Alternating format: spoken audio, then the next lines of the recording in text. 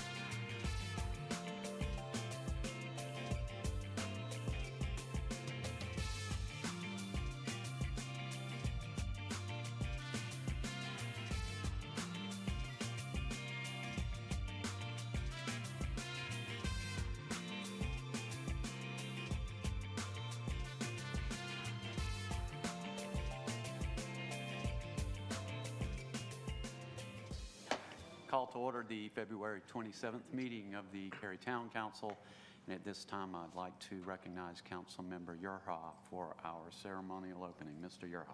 Thank you, Mayor.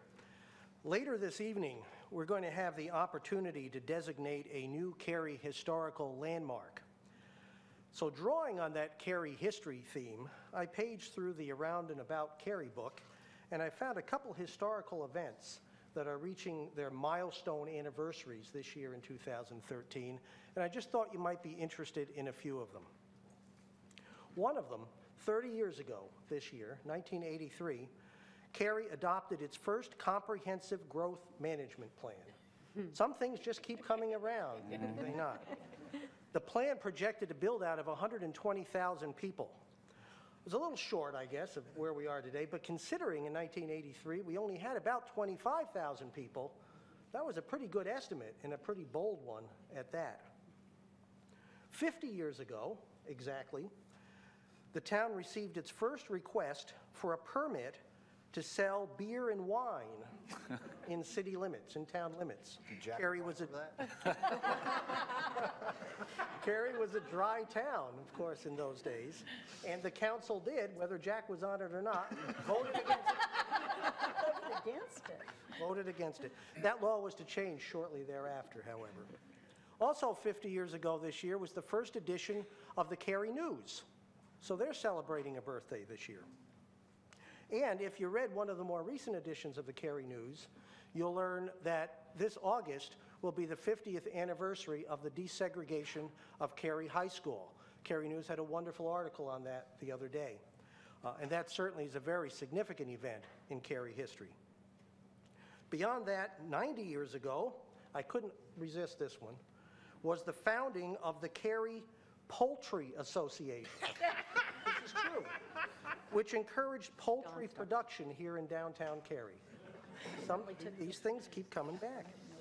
And finally, 100 years ago, it's 100 years ago exactly, 1913, in fact, it's in about 2 weeks, was the appointment of Cary's most famous native son, Walter Hines Page, as ambassador to Great Britain.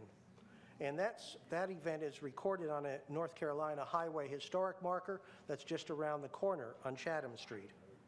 And at the same time, 100 years ago, and this is the last one, the town of Cary passed a bond referendum for $25,000, which allowed for the replacement of the wooden frame structure that was Cary High School to be replaced by a modern brick building at the end of Academy Street 100 years ago.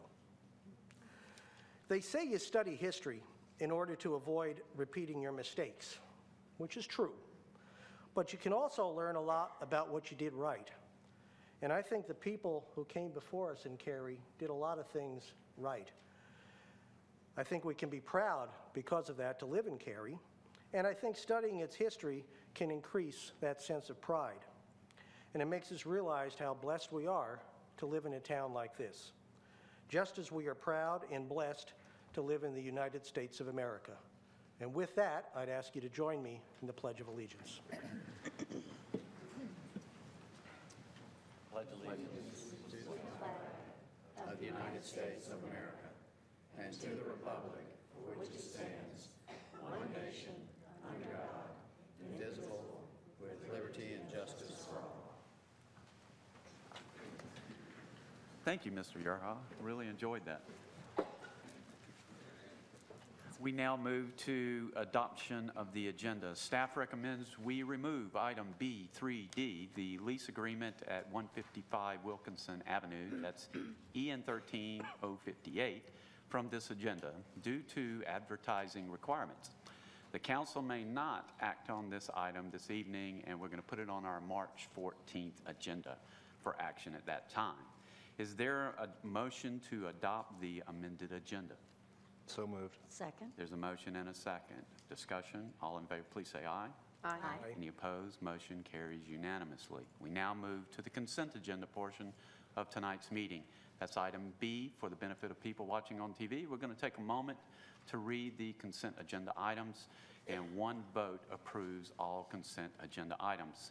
The regular and land development consent agenda includes approval of the minutes, approval of the tax report, ratifying the land development ordinance amendment and statement of consistency that we approved at our last meeting, and calling for public hearings on owner-initiated annexations. At this time, I'd like to ask Council Member Frantz to briefly summarize our Planning and Development Committee consent agenda items, which we will exclude item D, the lease agreement we removed from this agenda. Mr. Frantz. Thank you, Mayor. Item A is a condemnation resolution for the Copperleaf Reserve Subdivision Sewer Extension. Item B is citizen participation schedule for the FY14 Annual Action Plan. C is the East Chatham Street improvements. E is the Collector Avenue Policy Amendment. And F is the Land Development Ordinance Text Amendments. Thank you. I would like to pull item B3A. It's a condemnation resolution, Copperleaf Reserve Subdivision Sewer Extension, for discussion for two reasons. One, we need to clarify information in the staff report, and two, a member of the public has expressed a desire to speak about this issue at the Public Speaks Out before we act on it. Would council members like any other consent agenda items pulled for discussion? If not, is there a motion to approve the amended consent agenda? So moved. There's a motion.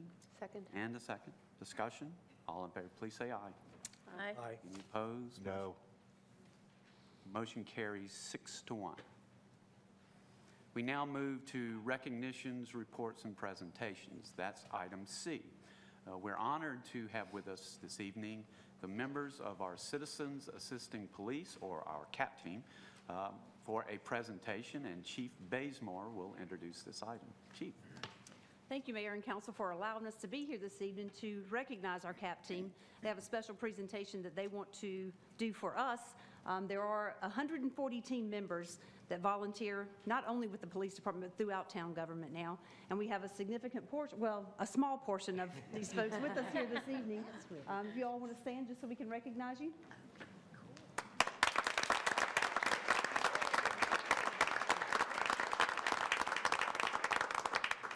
Officer John Reeves oversees the CAP team, and he definitely does a fantastic job of making sure everything is coordinated. It's a lot. They do a lot for us, and he keeps all of that coordinated for us. At this time, I'm going to turn it over to Ingrid Wright. She has been on our CAP team. She actually graduated from our Citizen Police Academy in 1997 and helped form the CAP team. And it actually was officially started in 2000, and she has been a part of the team since. So I'm going to turn it over to her for a presentation. Thank you, Chief Bazemore. Thank you very much, and I'm glad to be here again. I've done this several times. We've actually been giving out the check for, I think, at least 9 years. So at this time, I don't think that the CAP team needs to be further presented. I think you all know who we are, what we do, and I think that if I were to tell you all the different things we do, I would be here all night, and I know that that's a no-no. 3 minutes, they said.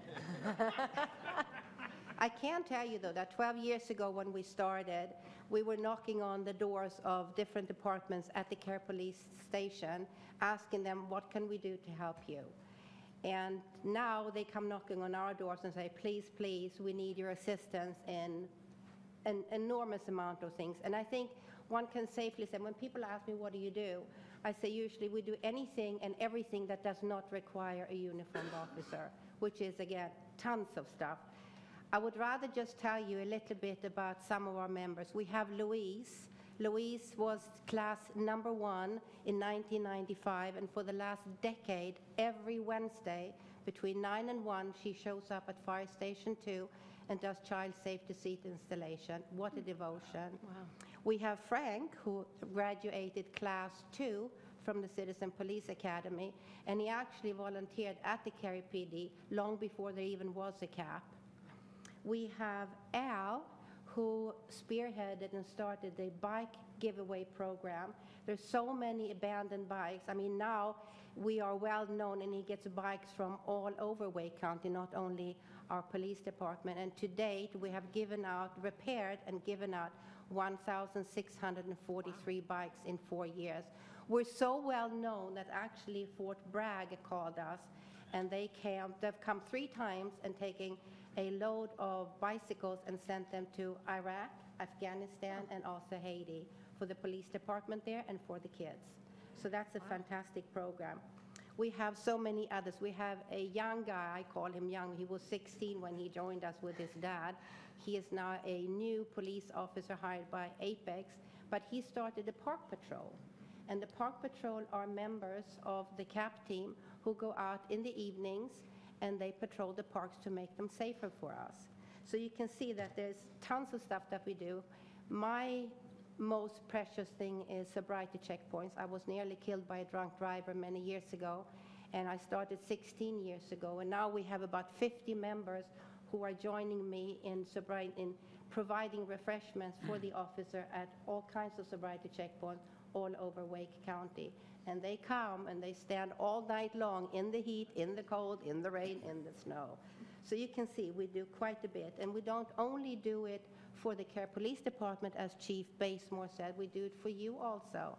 Lazy days, spring days, egg hunts, all the way to the medicine draw. I mean, we do it. And we're proud to do it, and we're happy to do it, and we are 140 very, very devoted, very, very wonderful people who want to do this and who want to do their part in making Cary a fantastic place to live. So, Mr. Shriver, when you go to the bank to cash this check, then you might have a slight bit of problem. But I'm telling you that the money is real and the check is actual. This is the amount that the town of Cary saved in 2012 for the enormous amount of 4,778.5 hours that we put in volunteering, which equals $136,521.22. Wow. That's our contribution this year.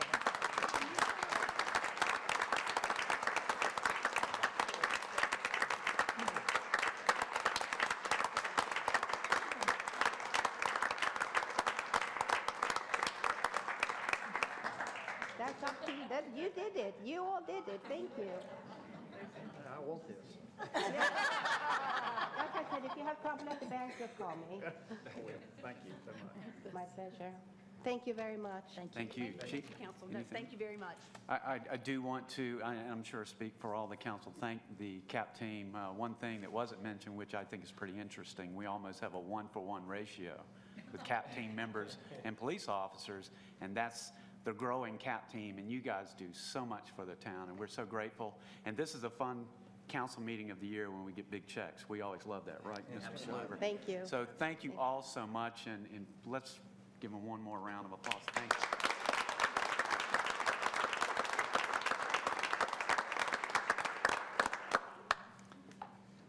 Big checks are fun. We next go to item 2. It's, I think, unless I lost my place. Item 2 is the Herbert Stout Award presentation. At this time, Mr. Tim Johnson, the Director of North Carolina's Center for Geographic Information and Analysis, will present the award to 2 of our staff members, Paul Middleton and Mike Mull.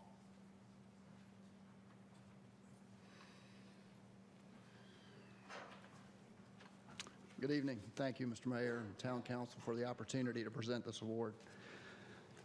I'm honored to be with you today to present the Herb Stout Award for visionary use of GIS. Herb was a Wake County Commissioner back in the 80s and 90s, early 90s, and was the visionary behind the creation of the North Carolina GIS Conference back in 1987. 2 weeks ago, your folks won one of the Herb Stout Awards in front of 1,000 of their peers across the state here in downtown Raleigh. Herb was a real visionary. He wanted government, local government in particular, to do more with technology, to do more with GIS. The day he was killed, he was actually coming back from Washington, D.C., where he was trying to convince the Department of Defense to share satellite imagery with local governments way back in 1991. So he was always interested in the technology and wanting folks to do more with it, especially in the public sector. So the award was created and named in his honor, and we've been giving it every other year since 1992. So in terms of your application for the award, you've done great work georeferencing architectural records and other infrastructure records of the town. And in doing so, you're allowing better customer service through the use of that data by your staff, by field staff, as well as office staff. And it is just a really great application of GIS. The awards committee was very impressed with what you've done. You had competition from bigger places in North Carolina, but you won the award because of what you've done. You should be very proud. And it's a real honor to present this to Paul Middleton, Mike Mull, and the rest of your team here in Cary. Thank you very much, Tim. I'd just like to say on behalf of the engineering department, thank you to Tim for coming out and presenting this award publicly. It means a lot to us. Thank you. I think the toughest decision that Paul and the group of us, when we decided to submit the application, was coming up with our topic, because we do have so many applications that we have that supports the town and their efforts in all their departments. We chose this application that linked our GIS information to the infrastructure because it's kind of exemplified how many departments work together on this project and benefit the town as a whole. And then all the departments were able to provide information to other town employees and to Cary citizens. Engineering and Technology Services worked on the main departments that worked on this project, but Planning and Public Works were provided vital information and feedback on the application itself. The application provides a quick and intuitive way for people to gain access to these infrastructure records and vital information, such as record drawings or contracts, anything related to a project. And really, an employee, all they have to do is do a mouse click on a GIS map, and they have access to the information, which allows them to provide better service to the town employees and to the citizens of Cary. And I'd like to thank Mr. Shiver and the council for your support in our efforts. Thank you very much. Thank you. Mr. Johnson, thank you for taking time out of your busy day to present these awards. They mean a lot to us. And Mr. Middleton, Mr. Mull, thank you for all you do. We're very proud of these awards and are proud of your accomplishments. Thank you. We're now going to move to our third item, and that's the manager's operational update, and I'll recognize Mr. Shiver. Thank you, Mayor. I'd like to call on Scott Fogelman, Cary's Budget Director, to present our budget update that we do typically at the second meeting of each month. And hopefully he'll give you some positive information in addition to the savings that the CAP team has given us this evening. We have a new bar to add to our chart this evening. Good evening, Council. As we typically do, we'll focus on the general fund, the general operations of the town, and we'll define this in terms of operating margin. And that's simply revenues less expenses yielding operating margin. And we'll do this in graphical format with our margin impact in millions of dollars. The black bars will represent margin growth compared to our adopted budget for the year, and red bars representing margin decline. We balanced our budget for fiscal year 2013 with revenues equaling expenses, so an adopted operating margin of 0. Our tax billings to date have shown better than expected. On our billings of $21 billion, we're actually expecting about $57 million more in billings, which will yield about $190,000 better than our budget estimate. In addition, for tax collections, we conservatively had to budget 98.5% of our total billings to be collected because it has to be at a set point during the fiscal year. But based on last year's success of 99.4% of billings, should that materialize at the end of this fiscal year, we'd expect another $410,000 in revenue above our budget. Sales tax revenue has continued to perform well. Just this past month, our revenue was about $200,000 better than budget. So coupled with the first solid 4 months of the fiscal year, and remember this revenue source lags about 2.5 months in terms of reporting purposes, but thus far through the fiscal year, about $420,000 better than our budget, and our yearly budget for this revenue source is about $23 million. Our building permit revenue has continued to perform very well. Our budget for the year is $2.89 million, and receipts through yesterday were $2.9 million. So we are now $12,000 better than our budget for the year. And we're estimating, based on activity thus far, that by the end of the year, we'll exceed that total budget amount for the year by about $420,000. Our variable rate debt, we continue to experience very favorable rates in the market. In fact, this past month of February, actually, we experienced 0.09%, and for the fiscal year, we're averaging very low compared to our budget, saving about $88,000 so far. So this is on the positive side of things with low interest rates in the market. But on the flip side, our investment earnings likewise are earning less than they did several years ago. In fact, just in fiscal year 2008, our investment earnings totaled $4.7 million. And this year, we're budgeting and we're on track to earn about $300,000. So that's a difference of about $4.4 million in revenue, which is equal to about 2 cents on the tax rate. So while it's great to hit budget, it's good to keep in mind how the trends are evolving, and certainly that's one of the things we watch very closely. Our privilege license revenue is performed about $70,000 better than budget for the year. And yes, we do have our first red bar for the fiscal year. Just at the last council meeting, council approved an additional appropriation for legal contracted services for some ongoing legal fees that we've been experiencing.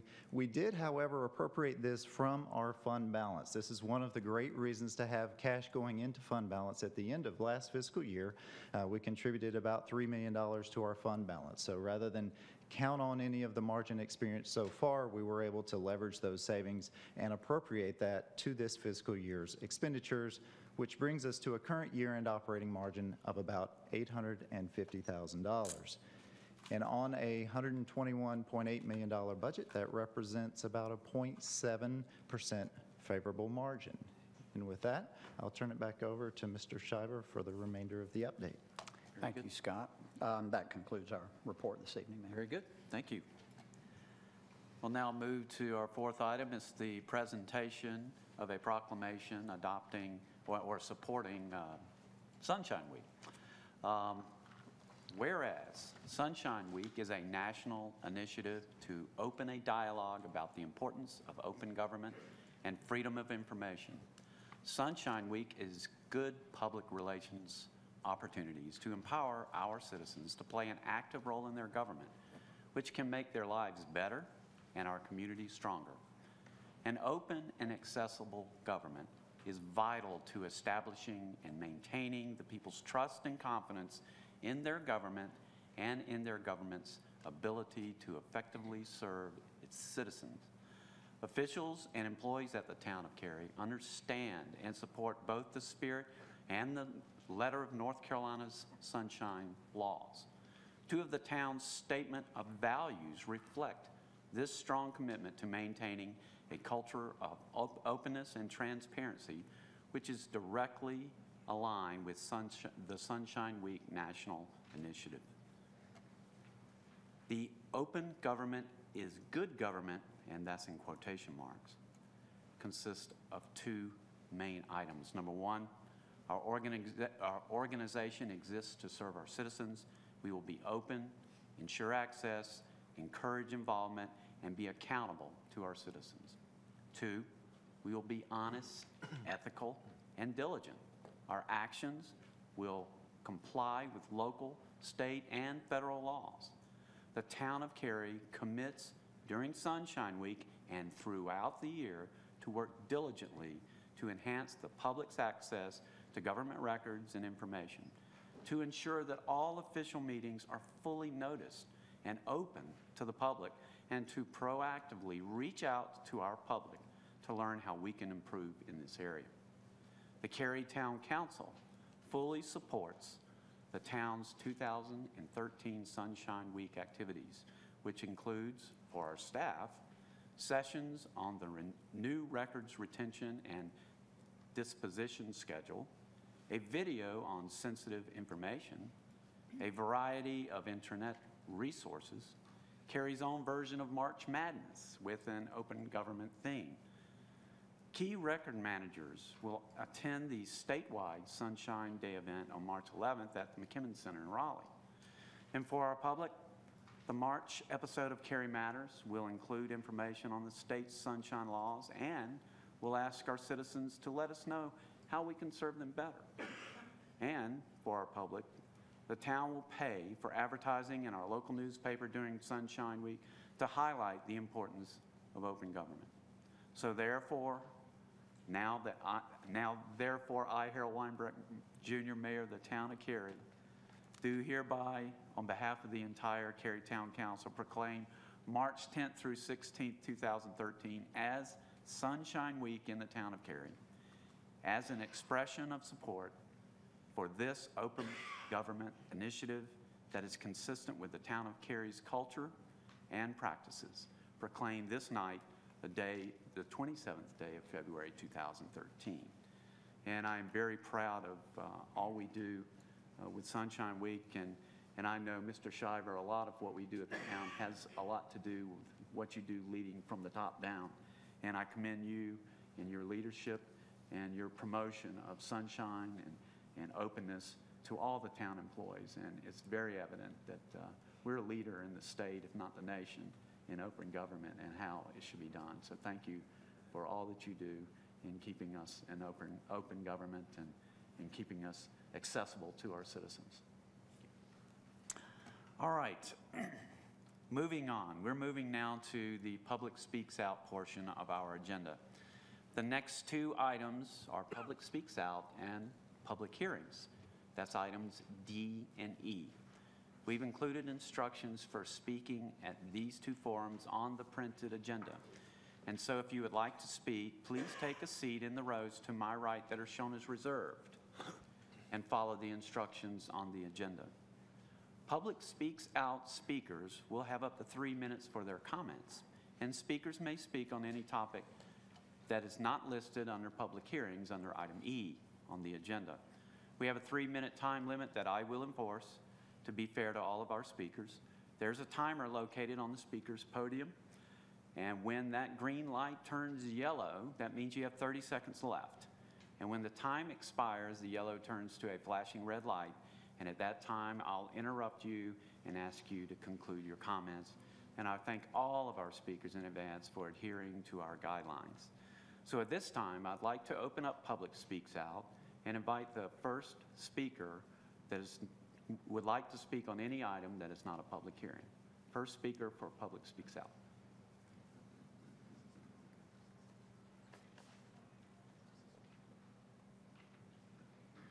Anyone?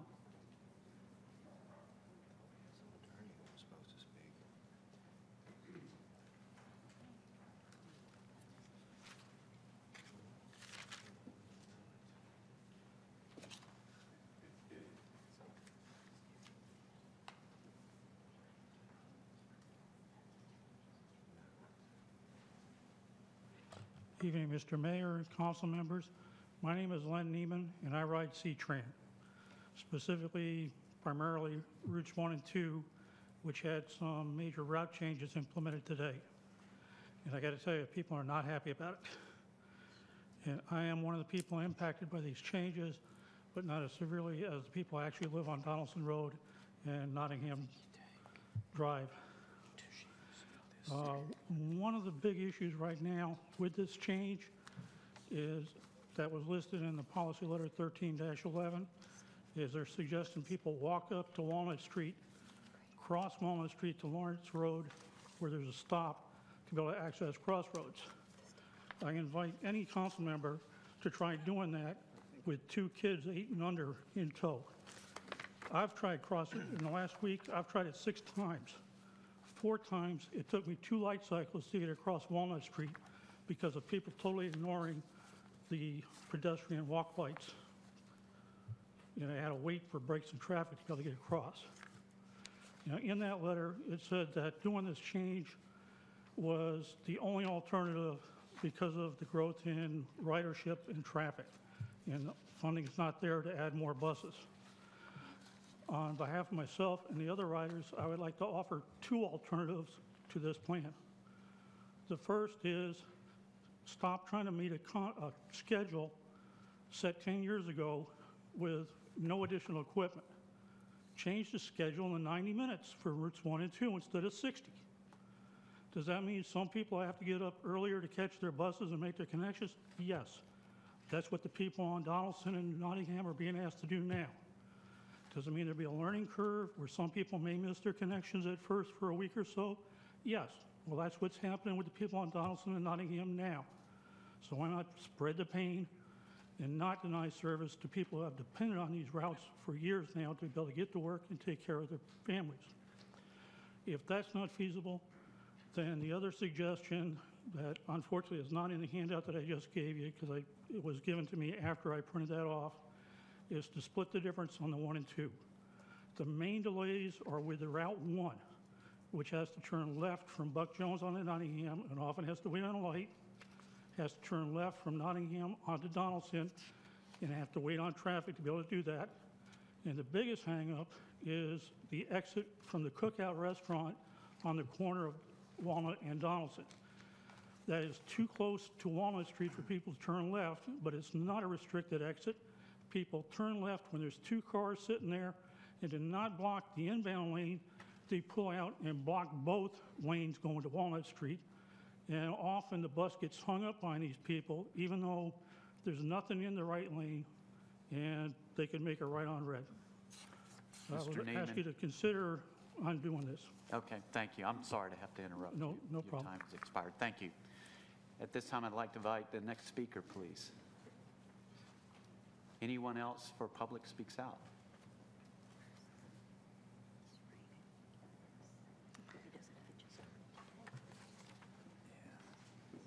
Good evening, Mayor, Council. My name is Craig Sullivan, and I wanted to just read a post that I made on the Town of Cary Facebook page today regarding the budget and one of our local parks. I believe that the Town of Cary should build a vert ramp at Skate Cary. Are you guys familiar with Skate Cary at Gale Park? My boys have been members and users of Cary for almost 7 years. In that time, I've seen them grow into incredible athletes and build lifelong friendships. However, Skate Cary has reached an inflection point. Do we continue to support our kids, pardon me, and citizens by giving them the world-class environment that they need to continue to progress, or do we leave them on their own? In the past, the Town of Cary has invested in tennis, soccer, baseball, and swimming facilities that are arguably some of the best in the country. The town has labeled these as sports facilities, giving them the latitude and funding they need to draw donors and sponsors. I believe that Skate Cary deserves that same recognition. Skateboarders are athletes. I would challenge anyone who does not believe so to strap on pads and a helmet and do what these young people do. As a parent who spends many hours watching my kids ride skateboards, I did just that and discovered the level of skill and athleticism that they possess is not trivial. If there's a question of whether the vert ramp would be used, the answer is resounding yes. Currently, there are 10 to 20 members of Skate Cary who are capable of riding this type of ramp. My boys have traveled all over North Carolina and the country riding similar ramps in Virginia, Pennsylvania, Florida, and California. There are another 10 to 20 members who are on the cusp and would have no trouble making the leap to bigger ramps. Furthermore, Cary has the best skateboard instructor in the state in Denny Gunther. He has a wealth of experience riding and instructing others how to ride these types of ramps. He has been instrumental in building the membership and skills of riders for many years at Skate Cary. Some would say that skateboarding attracts a group that is seen as negative or maybe unsavory. At Skate Cary, this is the farthest thing from the truth. The members of Skate Cary are honor students and Eagle Scouts. They volunteer teaching during summer camps at Skate Cary. The volunteers in other sports organizations and support programs like A-Skate, which reaches out to autistic children through skateboarding. Take the time to visit the facility and meet the members and parents. While a ramp of this nature would bring more attention to Cary and the skate park, generating revenue through memberships and passes, I think the bigger question is how it would affect our kids. It's important to note that Skate Cary is not just a skate park, it's a community. The members, employees, and parents support each other. They have built strong friendships and helped each other to excel as athletes and people. Mr. Sullivan, I'm sorry, your time's expired. All right. Thank you very much. Thanks. Next speaker, please.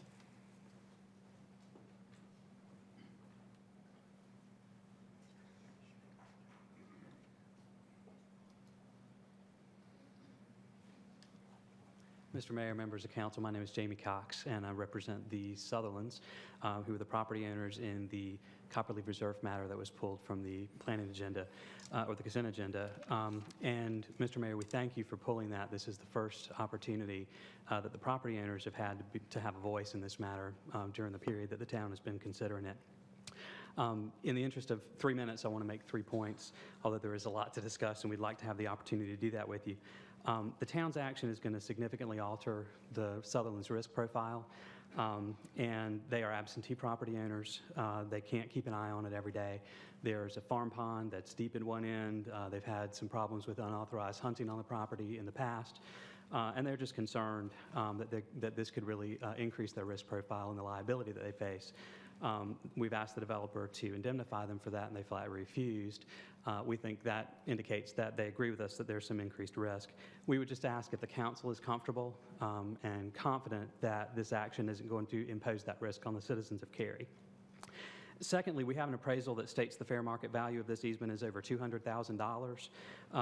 The developer offered $30,000, which they said was all they could afford, but they placed 2.5 times that on reserve to cover the cost of this matter with the town.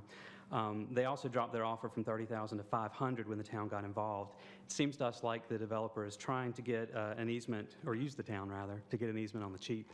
And we would just ask the town if you think that's an appropriate role for the community, and also if you think that the citizens are adequately covered in terms of cost of this action, so that no taxpayer funds will have to be used. Finally, we would just point out that once this resolution is passed, your decision is done, and there really hasn't been any negotiation with the property owners to date. We have made repeated efforts to open dialogue, which have been rejected. So we would ask that you delay your consideration of this matter until we've had the opportunity to negotiate with you. We think that there are workable solutions and different alternatives. We would love to have the opportunity to talk with you about that prior to this decision being made. We thank you very much for your time and look forward to working with you. Thank you. Next speaker for Public Speaks Out.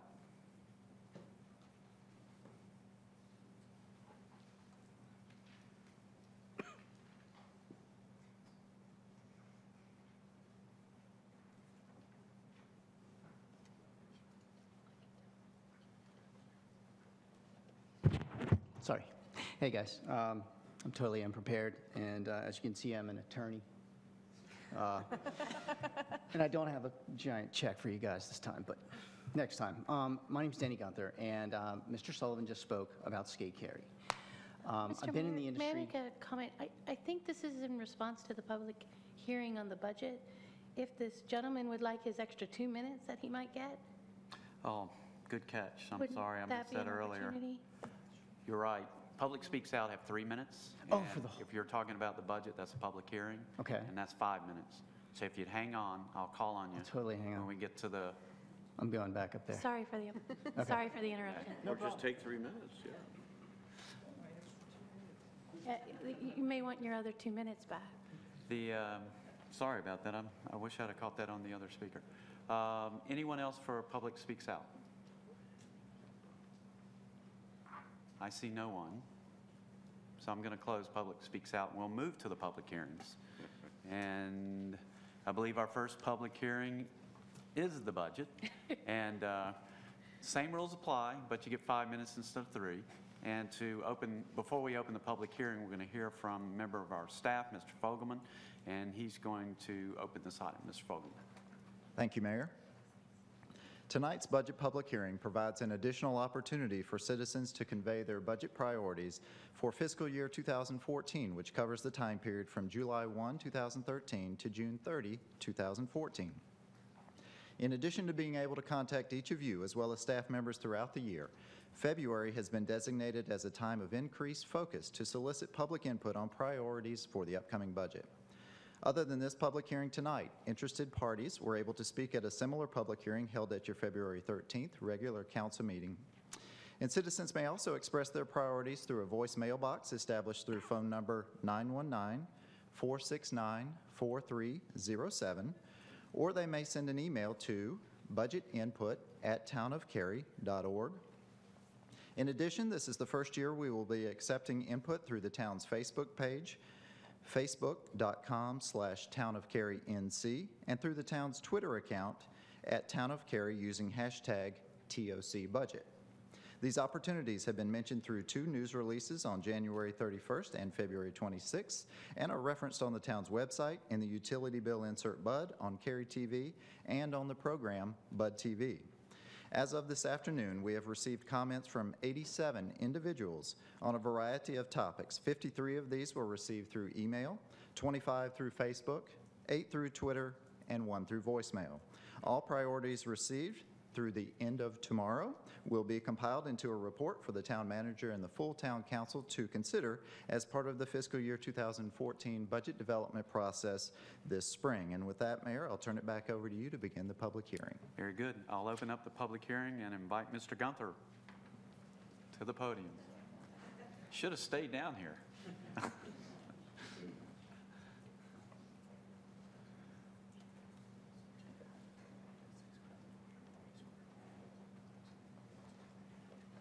The opportunity to fall down the stairs twice was really appealing, so I went that route. I wanted to remark about skate carry again, and I've been in the skateboarding industry for about 25 years, and through this I've seen many things happen. The big thing about skate carry, and I as a Cary resident and as a father and a parent of a skateboarder, we've been so lucky. Skate Carry is the best facility that I used to work at a huge Vans park. I've worked at many other parks, and this is the best place to take a child to learn how to skate. It has the best environment, and everybody there is like a family. One of the things that I've always been asked is, how can we get more people to come? We get the locals. We get all the locals all the time. And every once in a while, we get somebody from another park. One of the things we need to do is draw people from other regions, and the way we can do that is a little bit bigger ramps, bigger facility. What we have at Skate Carry now are small ramps, everything from 1 foot all the way up to 9 feet, and it's perfect because kids can learn on a 1 foot ramp, then I take them to the next one and we spot them just like gymnastics. It's really easy. We make sure they don't fall and they have a great time. I, as a father, don't want my son falling down, but I mean, it's going to happen, but it's the best environment that I've ever been exposed to for children in skateboarding. With that said, they have reached a pinnacle. These kids are really, really fabulous athletes. And something like this I have not seen in about 20 years. And these kids easily, and I have instructed guys that have been on the X Games that are national players, world players now. And I see the same thing in these kids. And what this will do for the town is it will draw people. We will actually get a draw. If you go to Virginia Beach, no one has heard of Skate Carry, but they will. if this happens. They will. We'll get riders that will come from Charlotte to ride a bigger ramp. The other thing that we're battling is a lot more cities are bringing in these free parks. Padless, free. Everybody sees this and they want to, we have one at Marsh Creek in Raleigh. They don't necessarily make you wear pads. It's free. Well, how do we battle that? Why would somebody want to pay to wear pads and go to skate carry? Well, I'll tell you, we'll do something that no one else will do. We'll have a vert ramp and we'll have instruction, like we'll have programs that no one else will offer that will draw people from the coast, from Maryland, South Carolina, and we'll have professional demonstrations, professional clinics. We actually have the world champion roller skater, believe it or not, on vertical ramps that lives in Raleigh. And people just, they blow up when they see this guy. It's pretty amazing. But we will be able to offer something that no one will within hundreds of miles. And that's why we're proposing this. And these kids will be on the national stage, no question. So that's it for me, I think. Okay. Did you leave your contact information? I will. Please do. Actually. And I know this is highly unusual, but it's my mistake. Mr. Sullivan, if you would like to finish your comments, I know I interrupted you, but I had you in the wrong place. If you would like to come down and finish, you're welcome to. I appreciate that. I was nearly finished, and I think we have some other speakers. Okay, very good.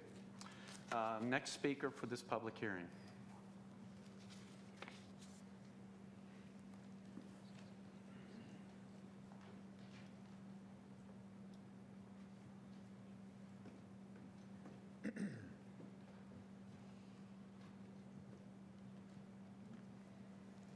Good evening, council members.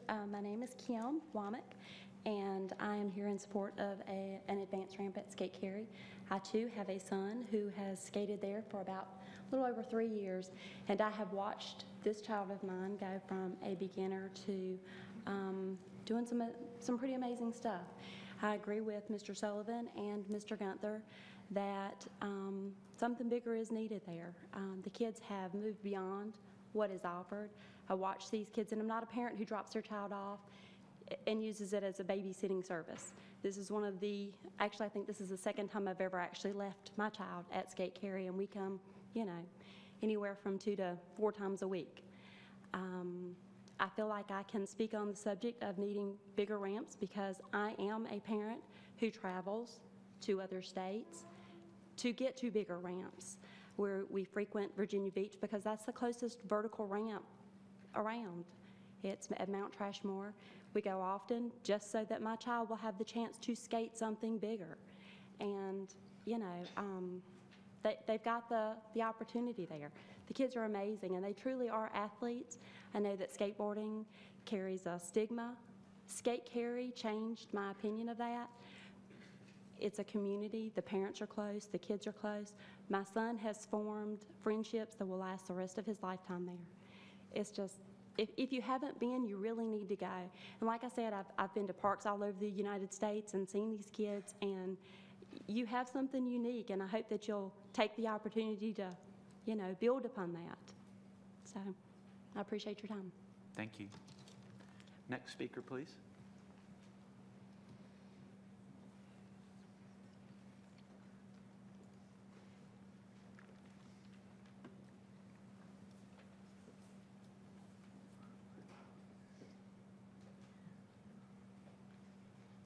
Hello, my name is Nolan Warner Sullivan, and I'm here to speak on the account of Skate Cary along with the 3 other people that have come up here. I'd like to read from an email that I sent to the town's budget input for the town of Cary. For the past 6 years, I have been a skateboarder. One of the greatest ways to spend my time is at the skate park. At the skate park, I've been able to form lifelong friendships, advance my skills, and grow physically as well as emotionally. For skateboarders in Cary, Skate Cary Skate Park has served as a home court of sorts, and for the regular skaters, it has become more of a second home. Surrounded by people we have skated with for up to 7 years, we have grown into a family at the skate park. This family encompasses not only the skaters, but the parents of the skaters, employees of the park, and the management staff. For many years, Skate Cary has offered us a safe haven to grow our skills and nurture the minds of young men and women who love skateboarding. The unique thing about Skate Cary is the fact that the park does not simply throw you at the biggest ramps, but guides you through the ramps from 1 foot tall all the way up to 9 feet. For a long time, 9 feet has been sufficient for many skateboarders, but with the steady pace of advancement among skaters, myself being included, we have come to outgrow these ramps and are looking for a bigger challenge. More advanced ramps are needed for more advanced athletes. And what better way to nurture this ever-growing community of skateboarders than by supplying them with more advanced ramps to hone their skills. These ramps could bring welcomed attention to our area and allow local skateboarders to pursue their dreams of skateboarding as a career, just like Tony Hawk, Shaun White, or Danny Way. Being only 15 years old, most people look at my dreams mentioned above as just that, dreams. At the age of 9, when I started skateboarding, I would have never imagined such a career to even have existed. But now, I strive to achieve my goals every day and try to turn a dream into my reality. I hope that you will greatly consider Skate Cary when evaluating the budget for the upcoming year, for this is a truly great opportunity to give back to the community and nurture rising athletes. Thank you very much. Thank you. Next speaker, please. Anyone else for the public hearing on the budget?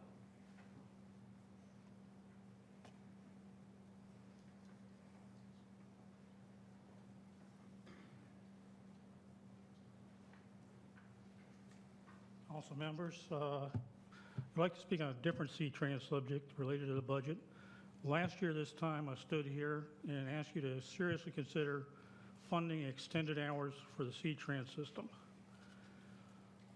And on the recently completed survey, that was the #1 thing that the writers on C-Tran requested. I believe it was 89% of the respondents asked for that. Now this past fall, we had a transportation bond for Cary on the ballot, but it did not include any funding for C-Tran. I'm told because the assumption was there'd be a half-cent sales tax for Wake County on the ballot as a referendum that would cover transportation for all the regional systems. Unfortunately, the Wake County commissioners decided not to trust the people to decide the issue and did not put it on the ballot. According to recent news stories and TV shows, it sounds like the commissioners are again waffling about whether to put that sales tax on the ballot this fall. So I'm asking you to please consider, if not for the entire week, like 2 days a week, maybe Friday and Saturday, funding extended hours for the C-Trans system, regardless of what the commissioners may decide to do. Thank you. Thank you. Anyone else for the public hearing on the budget?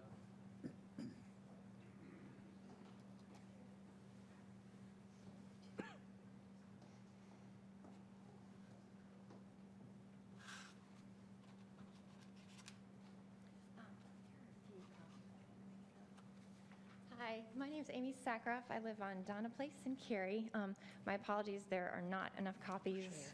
Technology has been failing me today, so color would have been much better to try and illustrate my point. But I am here to request funding for the study of improving a section of West Maryland Circle from just east of Miramar Court to Donna Place.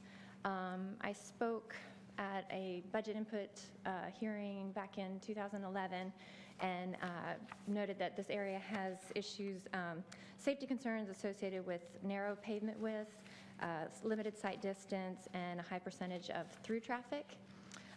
My family and other families on Donna Place and West Maryland frequently use this area to get to the Parkway Point Shopping Center where the food line is on Cary Parkway, and there's also a great 2-mile loop we can do to run or use bikes, and but it's very sketchy getting through this section due to the pavement width and the sight distance, and there's physical barriers on the side of the road that make it hard to, if traffic is coming, to be able to get off the road. So it's pretty dicey through there. There was actually an accident there back in December, and unfortunately, my formal request will have the color pictures, but you can't really see too well in these. There was an accident where a vehicle was speeding, they said between 45 and 55 miles per hour, lost control of the vehicle, skidded for, they said, upward of 150 feet, and came very, very close to one of the houses in this area. So as I guess traffic volumes increase, more people are using this as an alternate to using the light at Cary Parkway or making a left from Laura Duncan onto Cary Parkway. It's our concern that more traffic is going to be on the road and that pedestrian and bicyclist safety is going to become an increasing issue. So that is the request, that the town council would look at some ways to improve this section. There are houses right against the road, which I think kind of precludes any widening or improving of the road to have sidewalks or any other things. So it would suggest that traffic calming is going to be the major thing that might help through this area. And I don't know if speed tables or some other kind of traffic calming measures could be used to help accomplish this objective. But there are school buses that go through there, and so I don't know if there's a logistical issue with that. But that's our request, that the town council would perhaps use some of the money from the transportation bonds to examine what can be done in this area to make it safer for not just bicyclists and pedestrians, but also the vehicular traffic going through the area. So thank you for your time. I appreciate it. Thank you. Next speaker for the public hearing on the budget. Anyone else to speak on the budget? I see no one. I'll close the public hearing on the budget. And I want to thank Mr. Fogelman for guiding us through all the public hearings on the budget. And now that we have public input, we'll start shaping up that budget, and the council will start hammering it out. And we'll see where we go. We now move to our second public hearing. This is item E2, the Meacham Property Comprehensive Plan Amendment 12 CPA 07. Mrs. Chandler of our staff will introduce the item. We're going to hear from the applicant, and we're going to conduct a public hearing. We're going to forward this request to our Planning and Zoning Board for their recommendation, and it will come back to the council for decision at a later date. Ms. Chandler. Thank you, Mr. Mayor. Good evening. This is a comprehensive plan amendment request for about 15 acres at 7640 and also one other unaddressed property on Carpenter Fire Station Road. The subject property is located at the northeast corner of Green Level Church Road and Carpenter Fire Station Road. Notification of this plan amendment request was sent to properties shown in yellow on this map. The slide shows the stream buffers and floodways within and around the subject property. And this slide shows a future street side greenway trail on the west side of the property. Both Green Level Church Road and Carpenter Fire Station Road are existing major thoroughfares, and both have ultimate 4-lane sections with landscape medians. There are currently no transit routes or planned transit routes near this site. As per the Northwest Area Plan, the current land use plan designation of the property is mixed use, and Note 10 on the Northwest Area Plan also applies to this property, and that is at least half of the mixed use areas should be used for medium or high density residential. The applicant proposes to change the land use designation to commercial and also remove Note 10 from the subject property. Mayor, as you said, following the public hearing, council may forward this case to the Planning and Zoning Board. And at this point, the applicant may come up and speak about the request. Okay, very good.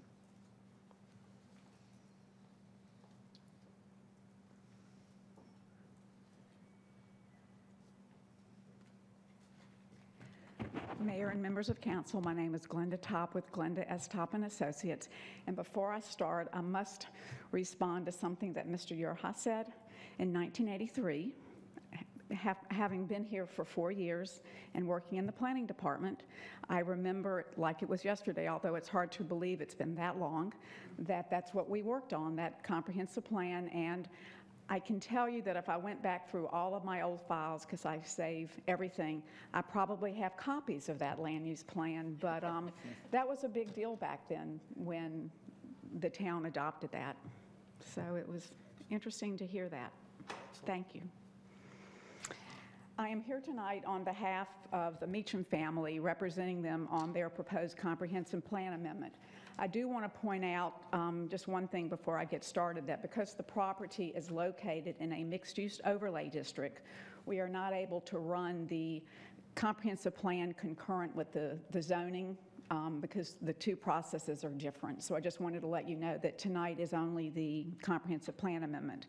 The property is located in the Northwest Area Plan. The current land use is mixed use, and note number 10, as staff pointed out, that states at least half of the mixed use area should be used for medium density or high density residential also affects this property, and the medium and high density residential would allow uses such as townhomes and or apartments. The proposal before you tonight is to delete the mixed use designation, put the designation of commercial, and to delete note number 10. There are 4 parcels on the plan that are affected by the land use designation and note. 3 parcels are undeveloped. 1 parcel is developed. It's developed with a daycare center, and it did develop as a single use and not mixed. When the Northwest Area Plan was adopted in 2002, parcel TC3 in Cary Park was approved for 200,000 square feet of commercial, a maximum of 200,000 square feet of office, and 200 residential units. This was planned to be the town center of Cary Park and also the surrounding area. With the amendment in 2005, the Town Council approved the deletion of the commercial and office components, and the only land use designation that remained on that site was residential. When the amendment occurred in 2005 to delete this portion of TC3 in Cary Park, the land use patterns in the area changed.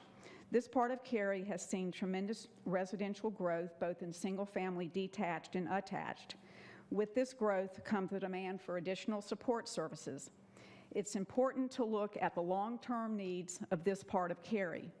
With the remaining land area that is either approved or available for residential development, both single-family and multifamily, the demand is not going away for support services. It will only increase. The proposed amendment will help fill this demand. Also want to point out, from a time frame standpoint, if this amendment was to be approved and, of course, to go through the rezoning and get approved, I do want to point out that the earliest date where there would be space available for lease would be January of 2015. This amendment would relocate the commercial non-residential node planned for the intersection of Carpenter Fire Station Road and Cary Glen Boulevard to the intersection of Carpenter Fire Station Road and Green Level Church Road. Town policy encourages development at major intersections. The proposed amendment will cluster non-residential development at this intersection, thus meeting the criteria in the town's land use plan for activity centers. I would also like to note that there is residential development currently in this quadrant, the existing townhomes. Parcels have been approved nearby in Cary Park or adjacent to Cary Park for medium to high density residential, and there are also other properties within the Northwest Area Plan that have also been approved for medium density residential. One can make the argument that the intent of note number 6 has already been met for this area by the existing and potential mix of residential and non-residential uses. The amendment as proposed will provide a more balanced mix of uses in this area. We believe the amendment is warranted due to changes and assumptions that have occurred since the adoption of the Northwest Area Plan in 2002. Good land use principles support commercial land uses at this location. There is a need for additional commercial square footage to support the residents in this part of Cary. The Northwest Area Plan does not designate any other areas for commercial development in the vicinity of this intersection along the Green Level Church Road corridor. If the comprehensive plan amendment is approved, the next step will be to submit a rezoning. Because the property is located within a mixed-use overlay district, a preliminary development plan is required. The plan will show building locations, parking, circulation, buffers, streetscape, and required design elements for development located in a mixed-use overlay districts. The plan will show how the proposed development relates to the existing townhomes, ensuring that the proposed development is harmonious with the surrounding development. Adjacent property owners will have the opportunity to review and comment on the proposed layout before it is submitted to the town of Cary. Before I close, I'd like to point out that we held 2 neighborhood meetings. The first meeting, we invited residents within 400 feet of the property, and then we followed up with a second meeting and invited the homeowners for the townhomes immediately adjacent to the property, just to ensure that they had more than enough opportunities to come out to meet. Concerns that were raised at both of the meetings included the impact of the commercial development on the adjacent properties and access. We pointed out to the residents living in the townhomes that these issues would be addressed in the preliminary development plan, and they would have an opportunity to review it. And as we also pointed out to them, some of the same issues that they were addressing at the meeting would also be applicable today with the current land use being split for commercial and residential. The owners of the existing shopping center across the street also voiced concerns about additional commercial development in the area. And I also want to point out that at the first meeting, there was a gentleman who came to the meeting wanting to know when he could rent space. And of course, we told him not for a very long time. This concludes my presentation, and would also let you know that the owner's here, and he does plan on speaking tonight. Thank you very much. Okay, very good. Anything else, Ms. Chandler? Nope, that concludes staff's presentation.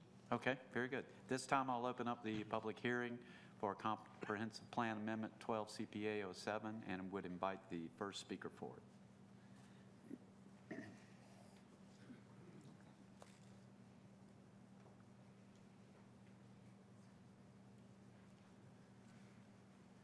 Good evening, Mr. Mayor, members of council. My name is Rory Meacham.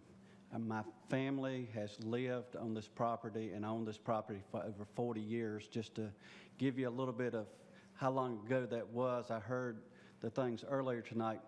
What is now Green Level Church Road was a dirt road when we moved there. And it didn't have that name. It depended on where you were at on Green Level Church Road as to what the name of the road was. We feel as a family that the best use for this property for the residents of the town of Cary would be commercial, based on all the residential that's around the property or adjacent to the property already, and the plan that you see the property, the land being cleared for currently. And to the best of what I can figure out, the center across Cartner Fire Station Road, it's 100% occupied. I mean, just riding through and visiting those businesses. And I would appreciate your consideration. Thank you. Thank you. Next speaker for this public hearing.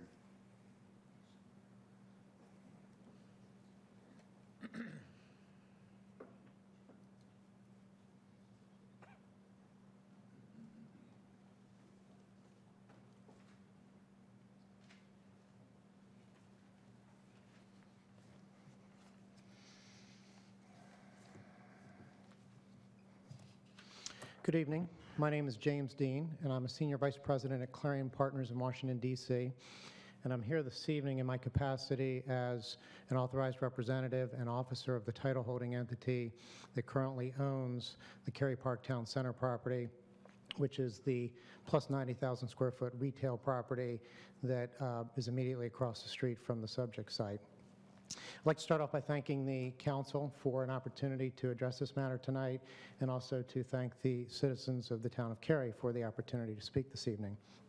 By way of introduction, I thought it would also be helpful to give the council some perspective on my firm's real estate investment activities in the area.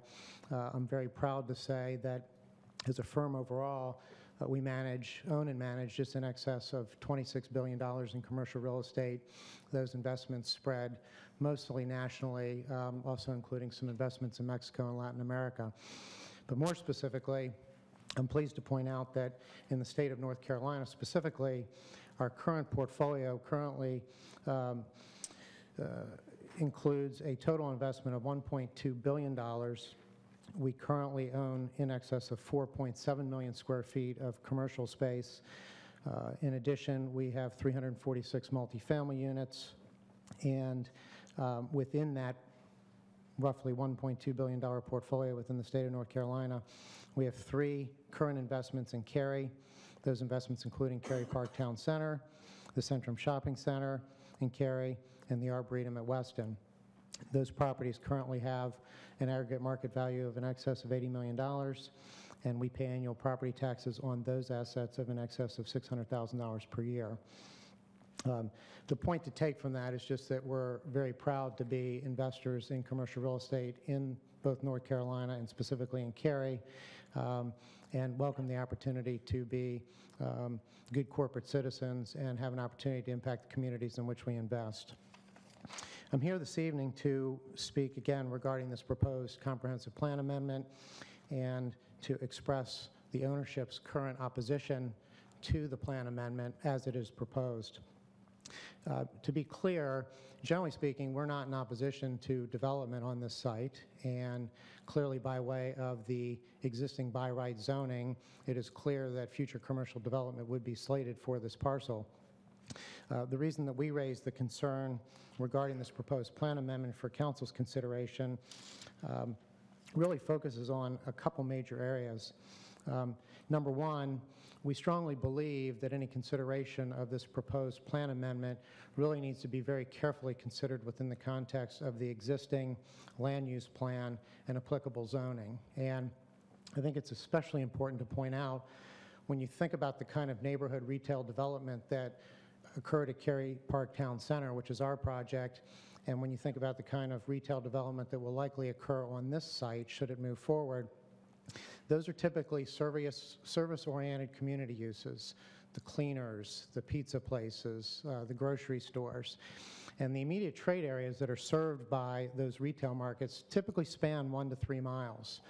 The reason I raise this issue for your consideration and the reason that we're concerned about it is that because these trade areas typically span a plus or minus 3 mile radius, and because when you look at the existing approved comprehensive plan, you will note that there's already existing land that is zoned for future retail development.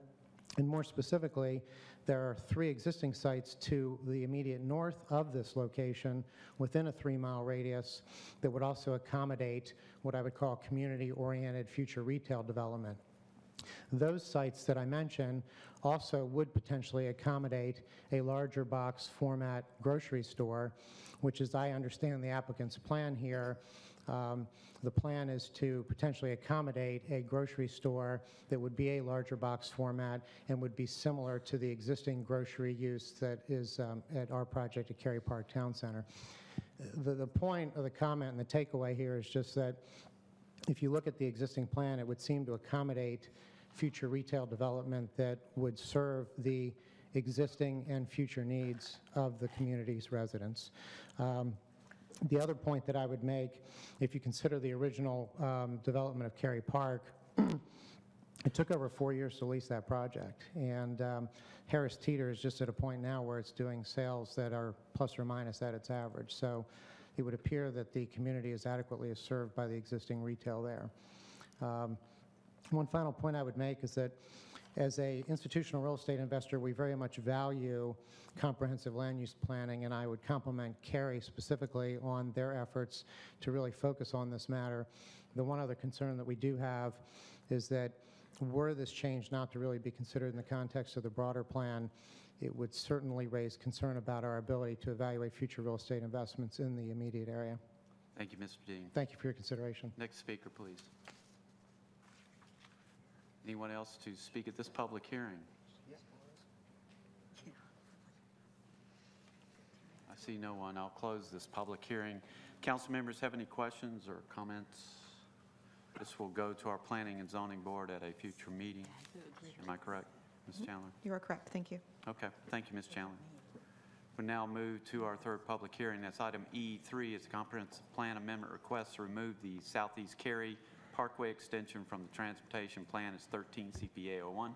And Mr. Delk of our staff will introduce this item. We'll conduct a public hearing, and we're going to forward this request to the Planning and Zoning Board for their recommendation, and it will come back to council for a decision at a later date. Mr. Delk. Good evening. This issue before you tonight is a council-initiated request for the removal of Southeast Cary Parkway extension.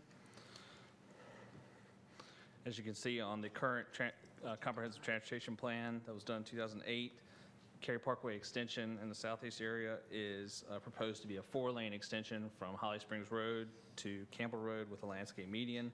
This extension was shown to go with a note to go to Gorman Street through Wake County and the city of Raleigh, and that was in the 2008 update that was approved. This is a little bit better view of that with the pink alignment showing what's in the Cary jurisdiction, and the other two showing the preliminary alignments through Wake County and the city of Raleigh. And this shows you the properties within the town of Cary. The Cary Parkway extension has been on our CTP since 1978 with the option to connect to Gorman Street added on in 2001. The city of Raleigh requested that the Capital Area Metropolitan Planning Organization remove the proposed Gorman Street extension that this would connect to back in September of 2011, and they have since removed it from their city comprehensive transportation plan. They sought to remove it because of impacts to NC State University property near Country Acres Equestrian Facility, Yates Mill Pond, Watershed, and Steep Hill Creek. Council requested more information last winter, and staff went on to present a couple different options at that presentation, and council asked that staff work with Campo to conduct a study to determine the impacts of removing this, and therefore commissioned the Swift Creek area traffic study. These are the options that we initially brought forward to you last winter, and these are the options that were studied in the Swift Creek area study that Campo did over the past year. They looked at 8 different alternatives. And basically the results said that if Cary Parkway extension was removed, that it would require widening on Tryon Road from Walnut Street to Cary Parkway, but that without the Gorman Street extension on the Raleigh side, the Cary Parkway could be a 2-lane road. They showed where congestion would occur if the extension was taken off, and also provided traffic numbers showing the amount of traffic that would occur if the Gorman Street extension was originally as planned put in, and then if it was just to go to Campbell Road and Yates Mill Pond Road. The bottom right shows the extension that we're taking off, the traffic that'd be on it. The bottom left shows what would be added to the existing Cary Parkway extension, and on the top, the amount of traffic that'd be reduced through the Walnut Street, Tryon Road, Holly Springs Road junction. That would help reduce it and keep it from being 6 lanes. So back in January, you directed us to begin the process to amend the CTP by removing the extension and taking off the associated note that said connect with existing Gorman Street at Tryon Road. You also directed staff to address the alternatives to relieve the resulting congestion during the Cary Community Plan. Based on that, we submitted letters to 21 property owners along the corridor, 3 of them that are directly impacted and 18 that are indirectly impacted about 400 feet away. Those letters were sent off February 12th. Signs were posted on the 13th of February, and ads were in the Cary News for 2 weeks. The Cary Transportation Plan shows that the roadways around the area, Cary Parkway, Holly Springs Road, and Tryon Road, are all 4-lane, median divided facilities with Campbell Road as a collector street. There's no existing or future transit planned in this area within a half mile of the extension. The existing land uses are medium density residential from the creek, the little creek in the area that's denoted by the green buffer space over to Holly Springs, and low density residential from that creek over to the east to Campbell Road. But it's more specifically spelled out in the Cary Southeast Area Plan for low-density residential to medium residential on the west side, and very low to low-density residential on the east side. It also makes notes of concerning development density, transitions to existing neighborhoods, and the preservation of natural view sheds. The existing zoning is R40. And the Cary Parks and Greenway Plan show a proposed greenway that will run along the stream that's in the middle of this subject area, and a proposed street side trail that would go along the length of Cary Parkway, including the extension to that greenway and connect back to Marla Doral Park over near Tryon Road and Cary Parkway. This area is within the Swift Creek watershed zoning overlay, and you can see the creeks have either 50 or 100-foot buffers based on their size in the area. There are no floodplains in the area. And in the town's historic preservation master plan, there are two homes in the area that are denoted as historic properties on the Jones Farm site. Neither are eligible for the National Register of Historic Places. There's also a small family cemetery north of the alignment that's shown by the dotted line that's on that map just below those two homes. In terms of community impacts, removing the extension could discourage the increased development in the Swift Creek area watershed, eliminate property impacts to homeowners in the area, potentially reduce direct and secondary environmental impacts, even though it would increase traffic congestion on Tryon, Holly Springs, 1010, and Penny Roads. It might also potentially require an ultimate cross-section for Tryon Road from Killer Farm Roads to Yates Mill Pond Road to be increased to 6 lanes. The removal runs counter to the town's connectivity policy, but if there was a redevelopment on some of these properties, would still require a connection or stub out of some type for a local collector, local or collector street in the area. Just note there that the Wake County plan still has a collector street between Campbell Road and Yates Mill Pond, and we don't know what their process is right now, whether they're planning on keeping it or not. A little bit of updates in this one. We've had about 15 citizens call and contact staff about the issue, sort of split evenly on for and against it or neutral or just having inquiries. Some of the issues are outlined here.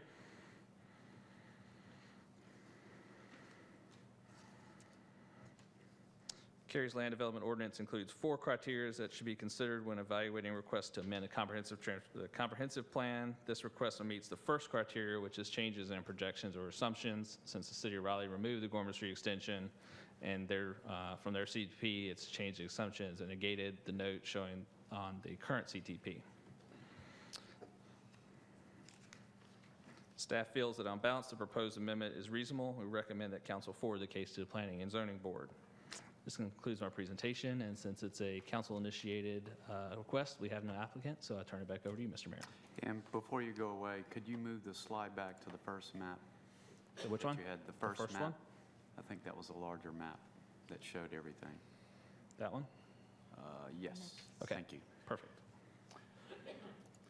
And at this time, I'll open up the public hearing for anyone who would like to speak on this issue.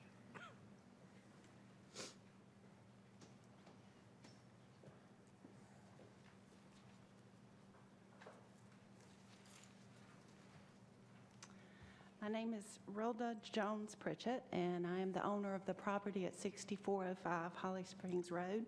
And I'll have to say that my family has owned this land for right at 100 years. It is at the south end of the existing Cary Parkway, and I just would like to reaffirm my position for supporting the removal of the Southeast Cary Parkway extension.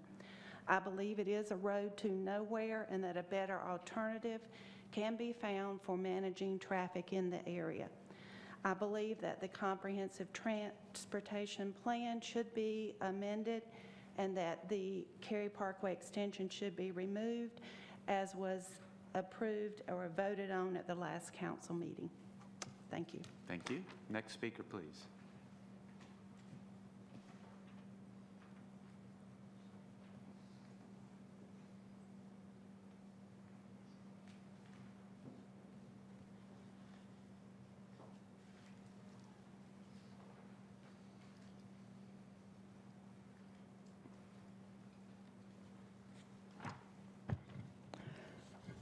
Mr. Mayor and council members, I'm Elizabeth Costin, and I speak for my husband, John T. Costin, and myself.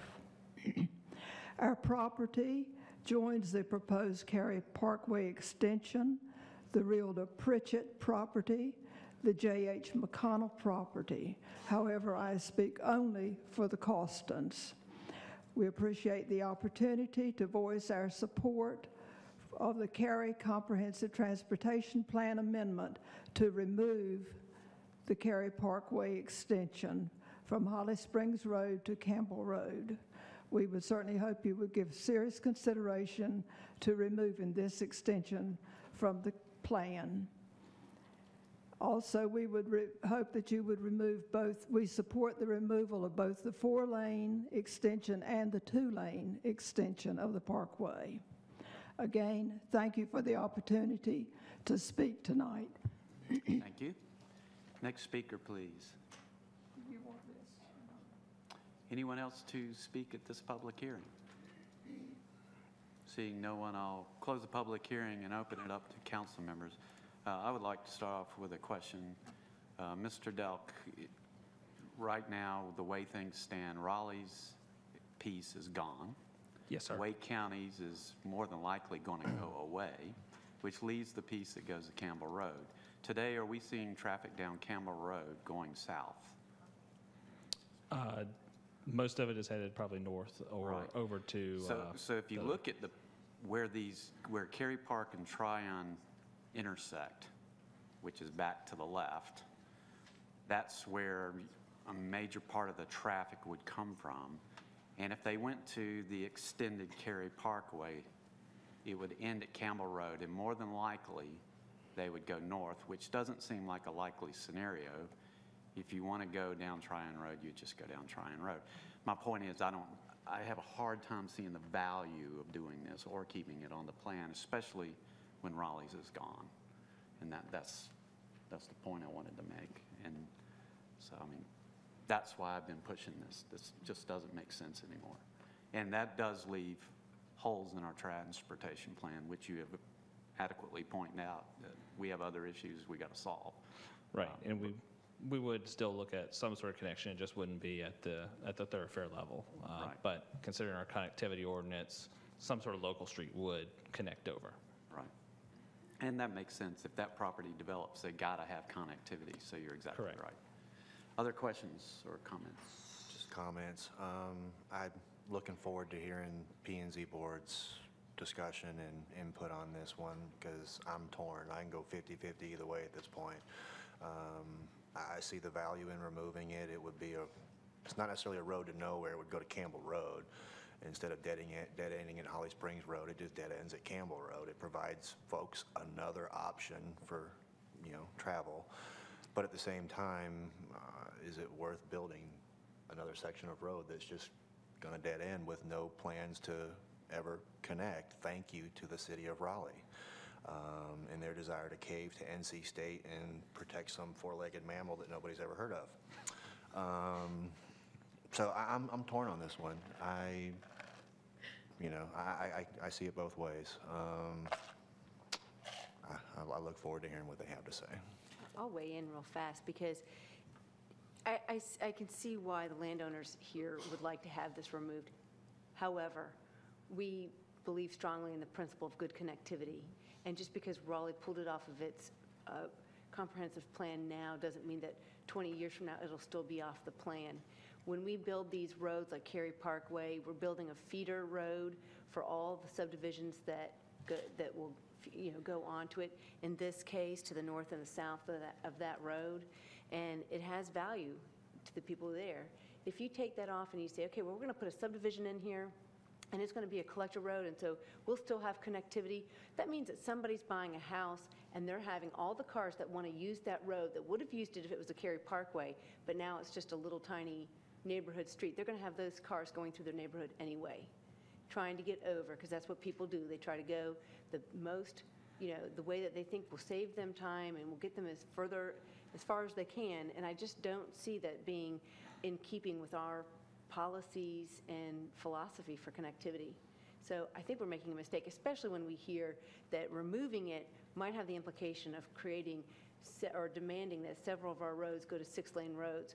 We've talked about the barrier that 6-lane roads create for people, that it becomes a road that people cannot cross as pedestrians.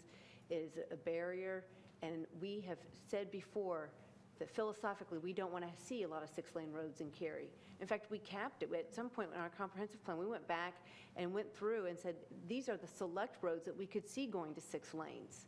And it was a very small handful. And now we're saying, okay, if we take this one connector off, it has the implication of causing several other roads to go to 6 lanes, I don't think it's worth it. And so I'm very much looking forward to hearing what the Planning and Zoning Board has to say about this, and I hope that they have long-term vision as they go in and look at it so they can give us some really good advice.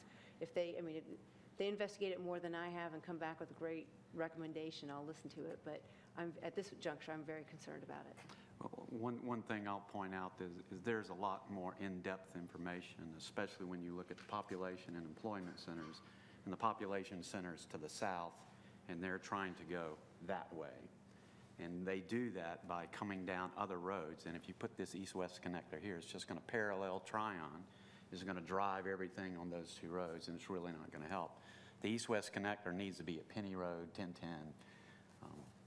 That's just my opinion, but those are the east-west connectors that will draw the north-south traffic away from the right side of the screen, trying to get to the left side of the screen as we look. Before I go to you, Ms. Adcock, Mr. Frantz did spur a question. I wanted to know if Campbell Road's a state road. I'm pretty sure it is, right? I believe it is. Do they have any plans to widen that road? No, I And did it's not not know of on any. Campo's plans or anybody's plans to widen that road? Okay. No, ma'am. No, sir. And so it's at the ultimate width on their plans? For right now, I mean, it's actually in Cary's it's a 2-lane jurisdiction. It's in road. Cary's jurisdiction, so Okay. it actually is. So it's on probably- our transportation plan? Yes, it's a collector street on our plan right now. Okay. And since it's not a rural designation, I guess we could at some point say that we need curb and gutter on it, and probably would widen it a little bit to include some bicycle accommodations if stuff came along on it on our side. Okay. Ms. Adcock? Thank you. Todd, how long did you say that this extension in the Gorman Street part that's no longer there on the Raleigh side had been on the comprehensive transportation plan? Did you say 98 or earlier than that? 70-something. I thought it was in the 70s. The Gorman Street part was added in as an option in 2001. 2001. The original idea was to take this all the way to Garner as the Cary-Garner Parkway, and that was added in 78, Okay. as far as I could find it back. Thank so. you. So my point was going to be that when you think about connectivity, which we all agree is important, that was the big connectivity piece. It was taking people from, trying to get people off Tryon Road and swing them around where they could get that much further south. Which east? Yeah, right, east. And now with that part being gone, the only thing that we're going to do is shuttle them to these small country roads, and then they're still going to try to go north and get on Tryon Road. So I think that big assumption of connectivity is missing, and that's why we need to go back to the kind of drawing board on this, and where I was supportive of having it looked at in a comprehensive way through the Cary Community Plan. Don and I were talking about this earlier, yesterday, I guess, and, my feeling at this point, Jennifer, and you're right, once P&Z has had the opportunity to weigh in on this, we'll have more information. We might change our minds or have different feelings. But, by taking this off at this point, I feel like we're doing no harm. Versus leaving it on, I'm afraid we will do harm. And I think the assumption that it will take 6-lane roads to shuttle this traffic, it may not be accurate. There may be other alternatives. I think the mayor has some good points about what's happening to the south and where the traffic ought to be shunted. So at this point, I'm more inclined to support it, but again, very interested always in P&Z's deliberations. And one point I would like to make, if Raleigh adds it back, then why can't we add it back at that point? Well, we couldn't add it back if somebody developed his land Well, then that would, and put it in as a little street connector. Then we've lost our opportunity to have another great connection to the east. I mean, we have to, it's tough because we say, well, there's really no plans right now, let's say for Campbell Road to be widened, beyond 2 lanes. But what happens in the future? I mean, it's very hard to anticipate. I'm sure 20 years ago, the people who live on what is now Green Level Church Road could not have anticipated what is happening today on Green Level Church Road. I mean, Mr. Meacham, in 1980s, when he bought that property, did he anticipate that Green Level to Durham Road was going to be, 4+ lanes and carrying the load that it carries? I mean, it's not that we're trying to drive development here, but at the same time, we have to make sure that we're being prudent in our road network so that we can accommodate what happens in the future. And a connection to Garner, another connection to Garner, has value, and I don't know that it's a given that just because it got taken off now that, as political tides sway and change, and the economy changes and needs change, that Raleigh wouldn't put their piece back in. That's part of my concern as well. I think of the other end of Cary Parkway that dead ends into, Cary Academy, and, that pretty much prevents us from ever extending that. What if this parcel here develops and where the Cary Parkway extension would have gone is now an entrance into a subdivision or some other project? We have lost that ability to ever extend it. I hear what you're saying, Mr. Mayor, as far as your opinion, as far as where's traffic going to go, but this would provide folks another alternative. What if there was a major accident up on the northern side of Holly Springs Road? Well, then folks could keep going through to Campbell Road and go north or south, wherever they wanted to go. It goes back to why we have a connectivity ordinance. So I'm not married to this one way or the other, but when I read the staff report and professional traffic engineers' opinion, this extension does have merit. So I have to take that into consideration. Mrs. Smith? I don't think it's a perfect world, but I think when you're just looking at that little aspect that we see on the map, I think you made a good point earlier. What good is connecting to Campbell and having the road just come backwards to the northwest? If anything, you're gonna have to address the need for Holly Springs. Let's not worry about 6-lane roads. Let's just worry about getting a road that's 2-lane up to 4 lanes. That's where the relief is. The east-west is already, you're right on top of 40. You've got Tryon, you got Penny and 1010 below. It's kind of a filler that is an expensive filler. That's why I'm kind of open to closing it. If Campbell was a more north-south road and there were other plans for that, I think this is one of those that you have to strike the balance between the theory and the good planning that you're talking about. But at the same time, the common sense, you've got a lot of wetlands over there, you've got a lot of other things. I'm not even going to attempt to predict the growth in the future.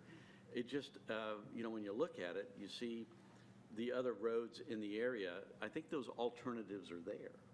So that's why, I agree with all of you. I think let's, let some of the citizens speak or let the P&Z speak.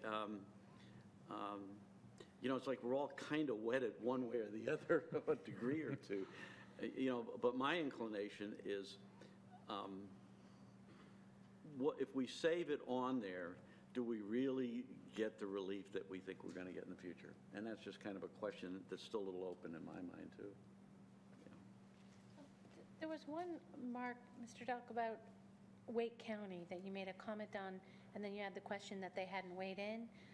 Will that information be available for P&Z before it goes to them? We can follow up with Wake County. As of right now, when we spoke with their staff, they were leaving the connection on at this time, and I guess they'd sort of wait till they saw what we did before they did the next thing. So they're not weighing in at all. They're just waiting for everybody else to make a decision. I can't presume what they're doing. They're waiting for it all to get annexed, and then they don't have to do it. Building schools. No, I'm inclined to agree with Mr. Smith's comments there. If I thought that taking this off the map would absolutely require a 6-lane road somewhere, I would really think twice or 3 times about it. But I really don't think it would. And I'm inclined to agree with you, Mayor, and Mr. Smith, but Ms. Adcock. But I am interested to hear what Planning and Zoning has to say, because they're really good at this kind of technical stuff in terms of traffic. They'll give it a good discussion, I think. So I think we really need to hear that before we weigh in. Okay, well, that's where it's going next, unless there's another comment. Yes, sir. Okay, thank you, Mr. Delk. Thank you. We now move to our 4th public hearing. That's E4th. It's the Copperleaf Plan Development Amendment 12 REZ 32. Ms. Grannon of our staff will introduce the item. We're going to hear from the applicant. We're going to conduct a public hearing. And afterwards, after the public hearing, this request will go to the Planning and Zoning Board for their recommendation, and it will come back to council at a later date. Ms. Grannon. Thank you. For your consideration is a request submitted by Glenda Topp and Associates on behalf of Derby Downs Limited Liability Company to amend the existing Copperleaf Plan Development District by adding 5.5 acres of land to the project. The subject property is located in southwest Cary. It's approximately 1,700 feet west of Morrisville Parkway, immediately adjacent to the existing Copperleaf subdivision on Green Hope School Road. It's south of an agricultural and farmland, which is owned by Ann and Royster Futrell, immediately to the north. And here's an aerial view that shows the subject property in its current condition, which is vacant and wooded.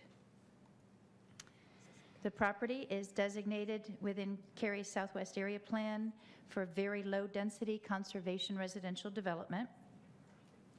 The existing zoning is residential 40, and the proposed zoning is planned development district. This is a master plan proposed by the applicant that shows the subject land area, the 5.5 acres here adjacent to the existing Copperleaf PDD. A summary of the proposal is that the use would be limited to 5 single-family detached lots or neighborhood recreation. There would be an addition of 23,000 square feet of open space, and the PDD document specifies a minimum lot size of 20,000 square feet, which is consistent with the conditions in the existing Copperleaf PDD. The site is impacted by stream buffers according to Cary's GIS maps, and field determination would be required at the time of site plan review. There is a requirement on Cary's Parks Greenways master plan for a roadside trail adjacent to the subject property along Green Hope School Road. And Green Hope School Road is designated as a collector road on Cary's transportation plan. Property owners within 400 feet of the subject property were notified by mail of the proposed rezoning. The property was posted and advertised, and staff has not received any calls or inquiries on the request, and there were no protest petitions filed. Following the public hearing and the applicant's comments, staff and the applicant will be available for any questions that you have. Thank you. At this time, I'd invite the applicant forward.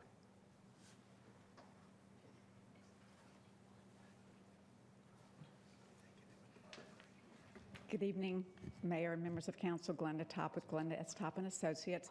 I think staff has done an excellent job going over the proposal. The proposal is for 5 additional units, minimum lot size 20,000 square feet. We will be adding additional open space to a stream buffer area, which meets the criteria of the Southwest Area Plan.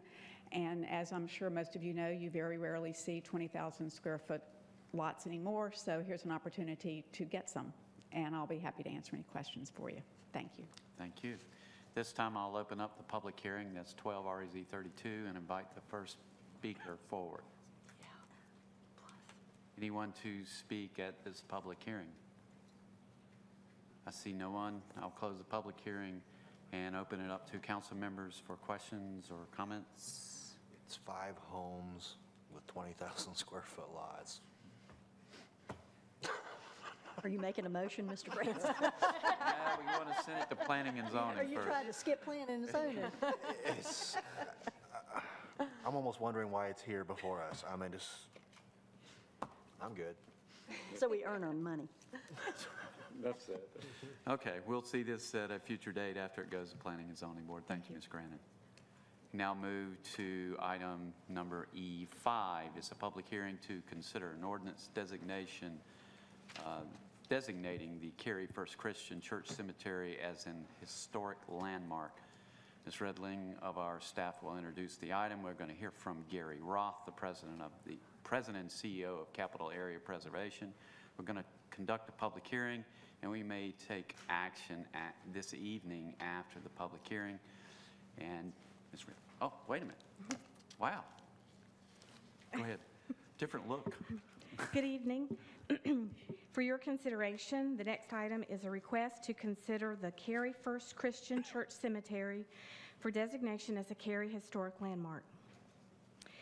First, I'd like to review what it means to be a Cary landmark. When a property is designated as a landmark, it means that the property is recognized as an important historic resource worthy of preservation. It is an honor to be a landmark. Exterior changes to the property are subject to design review by the Wake County Historic Preservation Commission, and if the property is subject to property taxes, the owner may apply for an annual deferral of 50% of the property taxes as long as the property retains its significance and historic integrity. And one other review I want to go over is how does the property become a landmark, because there is a process that follows required procedures outlined in the North Carolina General Statutes. And the process in short is, first, a property owner submits a landmark application to the Wake County Historic Preservation Commission. The commission reviews the application and also sends a copy to the State Historic Preservation Office for review and comment. The commission holds a public hearing on the application, during which comments from the property owner, the State Historic Preservation Office, other interested parties are heard. The commission then votes on a recommendation and forwards the landmark application and their recommendation to the town of Cary for review, another public hearing, which we'll hold tonight, and a vote by town council. So in accordance with this process, after tonight's public hearing, council may take action and vote on the proposed ordinance designating the First Christian Church Cemetery as a Cary Historic Landmark. But before we get to the public hearing, Mr. Gary Roth, President and CEO of Capital Area Preservation, and also who serves as staff to the Wake County Historic Preservation Commission, is here to make a presentation on the property and to give the commission and staff recommendation. Thanks, Anna. Thank you, Mr. Mayor, Mayor Pro Tem, members of council. As a way of preface, I bring you greetings from the Wake County Historic Preservation Commission, their chairman, Ed Morris, their vice chair, Bob Myers of Cary. They very much appreciate their partnership with you in the preservation of Cary's historic resources. I would also like to just offer a few stats. Should you choose to designate this evening, you will be designating Cary's 5th landmark. It will be Cary's first cemetery, and it would be the first cemetery in the jurisdiction of the Wake County Historic Preservation Commission, and it would be Cary's first historically African-American historic landmark. And I would just like to add further that we wouldn't be here this evening if it was not for the outstanding stewardship of the members of the Cary First Christian Church, who have done on their own a spectacular job of preserving the site and calling it to our attention as an important potential landmark. The Cary First Christian Church Cemetery is located at 300 West Cornwell Road in an area just south of downtown Cary. The property is owned by Cary First Christian Church Incorporated. And I went the wrong way. Okay. The cemetery is situated on 1.39 acres on the north side of West Cornwall Street. Kildare Farm Road is approximately 800 feet to the east. The cemetery is bordered on its north and east sides by the Glen Eyre Retirement Community and on the west by brick Ransdale homes.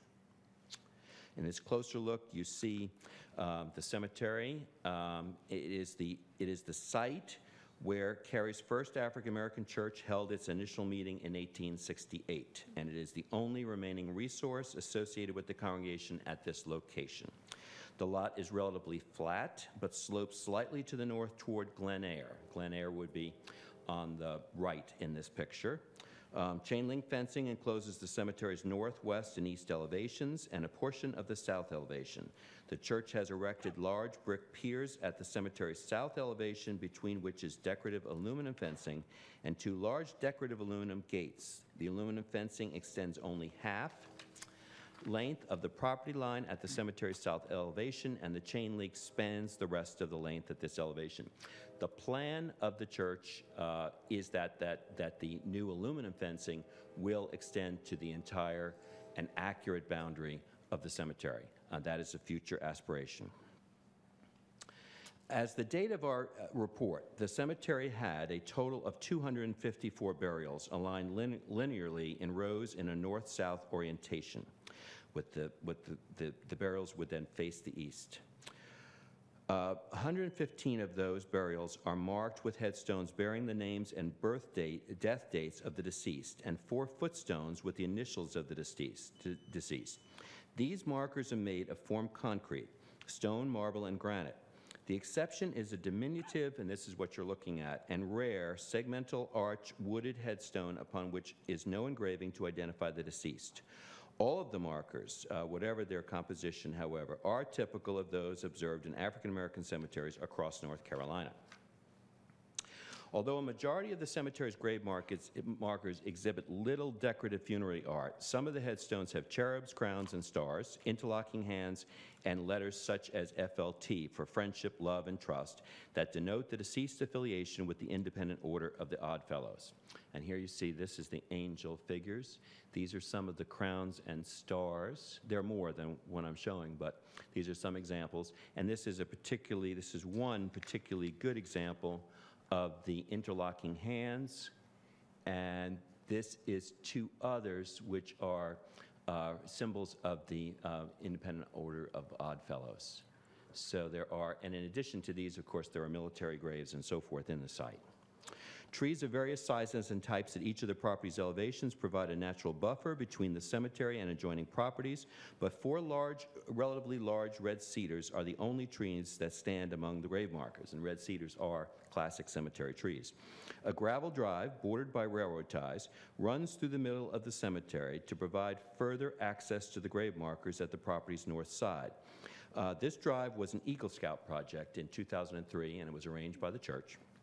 And as I'm going to mention here, preparatory to this project, in 2002, the church commissioned an archaeological survey conducted by T.R.C. Garrow Associates at the behest of the church, identified the location of 139 unmarked burials.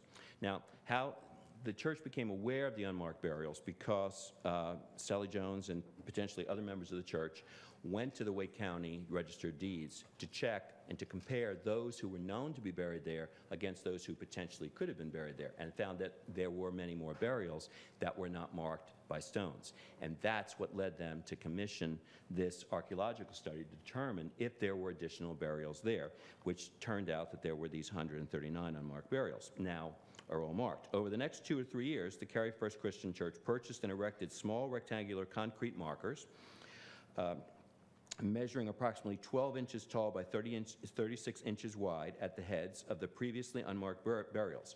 On the faces of these concrete slabs, the church placed vinyl identification numbers that correspond with the numbered map created by T.R.C. Garrow.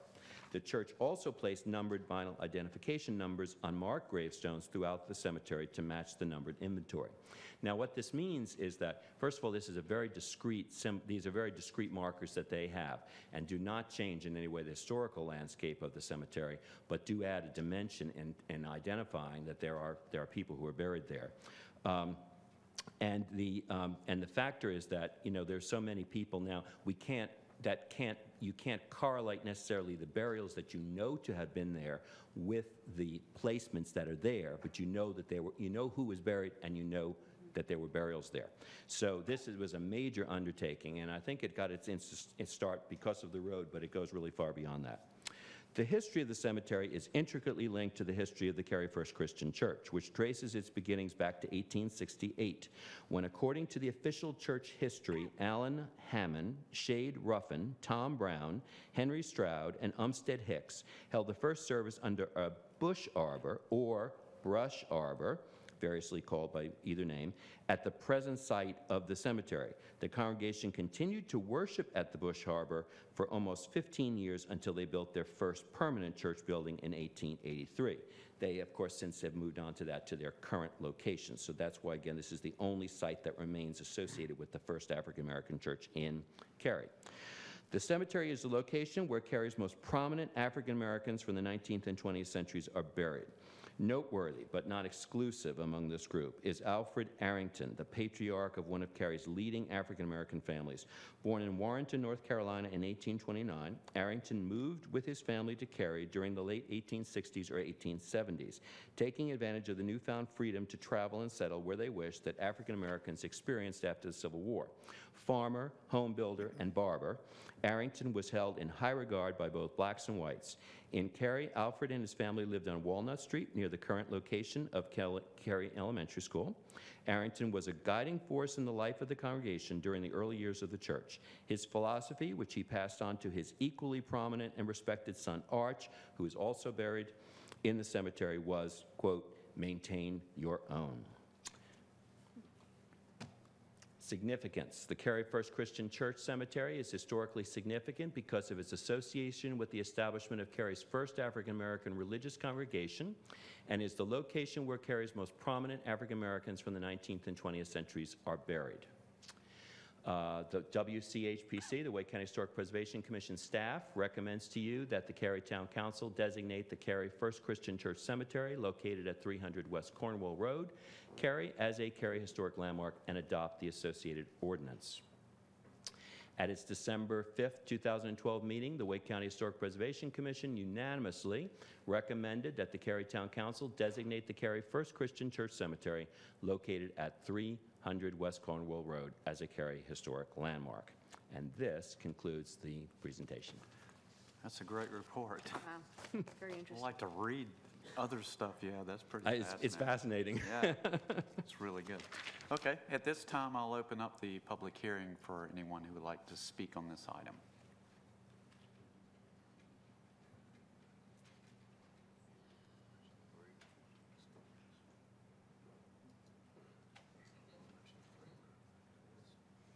Hello, Council. I'm a familiar face here. I've been here with, 3 subdivisions. I'm a member of Cary First. My name is George Bailey, and my father was a member of this community as well, and his name was Joseph Bailey. On behalf of the pastor, Charles D. Rainey, the trustee board, and the Cary First Christian Church family, I would like to take this opportunity to express approval of the designation of the church cemetery to be a historical landmark. To Cary First, the cemetery is our history of its members in Cary. Recently, our church deemed the cemetery an upgrade very important to us, and with considerable amounts of work was done to enhance the beauty of the cemetery and the grave sites. Positive responses were received from the deceased family members and from the neighbors on Cornwallis Road. I would also like to thank Mrs. Sally Jones, who has been very instrumental in managing the cemetery and doing all of those things and faithfully recording the history of our members in that cemetery. We would like your approval of this ordinance to be a landmark. Thank you. Cary First. Next speaker, please.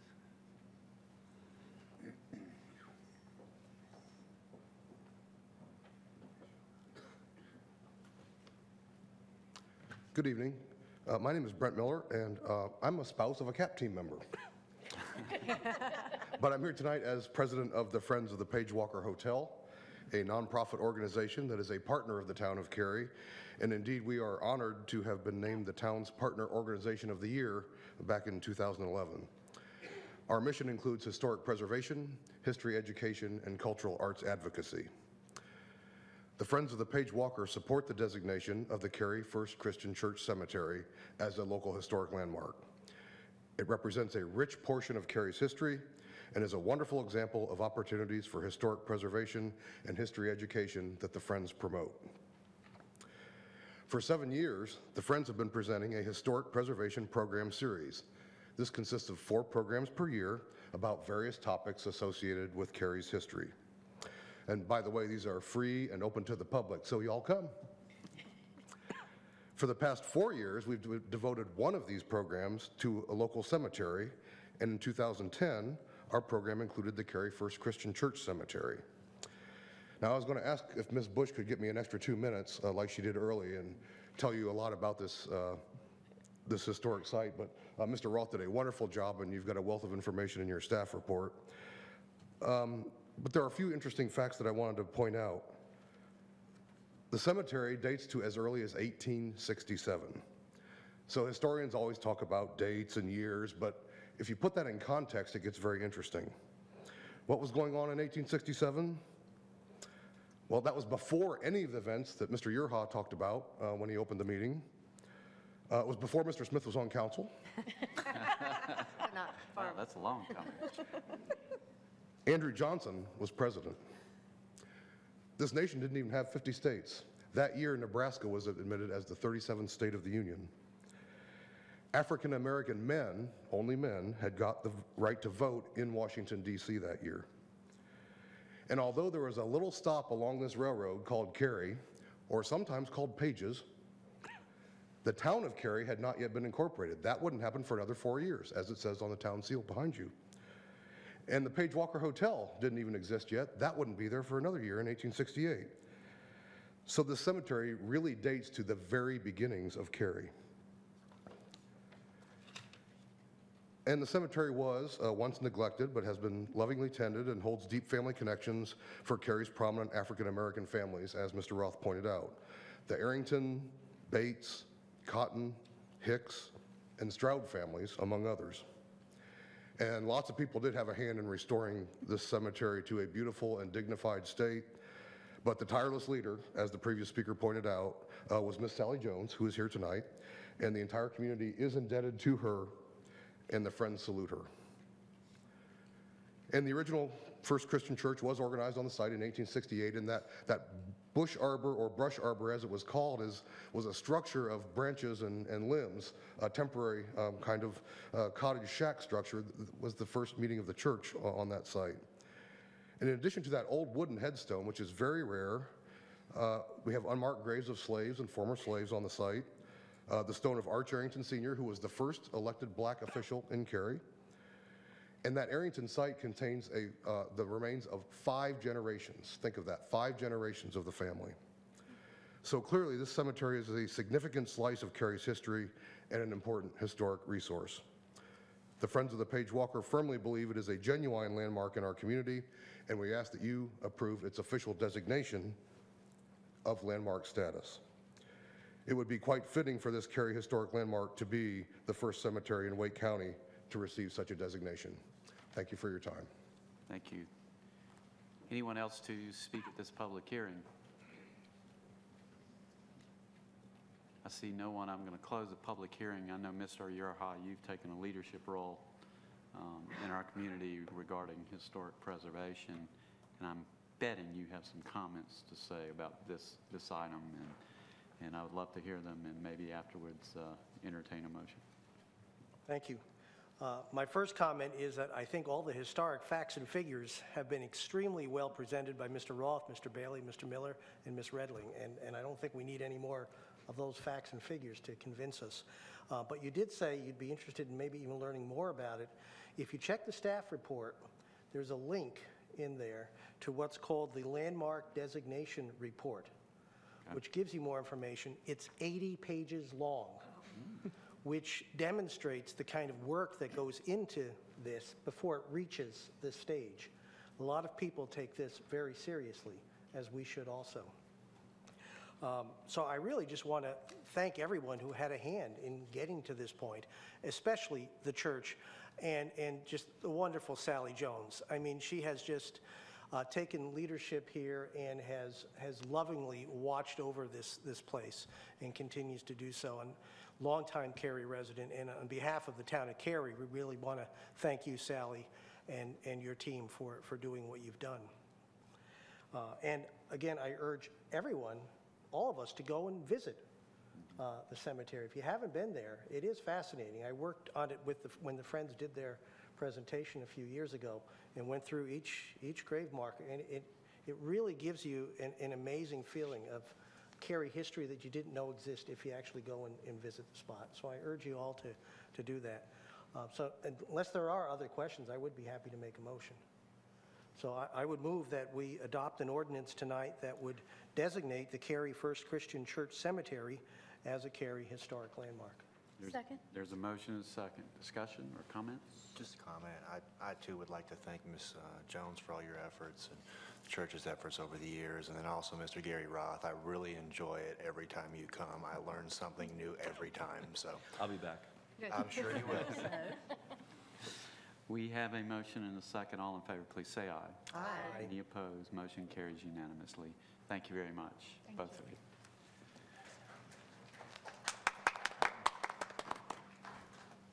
We now move to our sixth public hearing. It's for an annexation 12A23. Mrs. Grannon of our staff will introduce the item. We're going to hold a public hearing, and we may take action on this item this evening. Ms. Grannon. Thank you.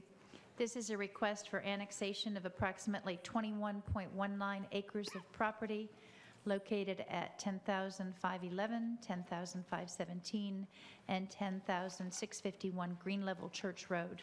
The parcels are located in the northwest quadrant of the Green Level Road and McCrimmon Parkway intersection. The property is in Cary's ETJ and is currently zoned residential 8 conditional use. The request is associated with a subdivision plan, the Carpenter Hyde subdivision, which is a proposed development of 59 single-family lots, and that is in review currently. This concludes staff's presentation, and as you stated, you may take action on this evening. Okay. This time, I'll open up the public hearing for annexation 12A23 and would invite the first speaker forward. Anyone to speak at this public hearing?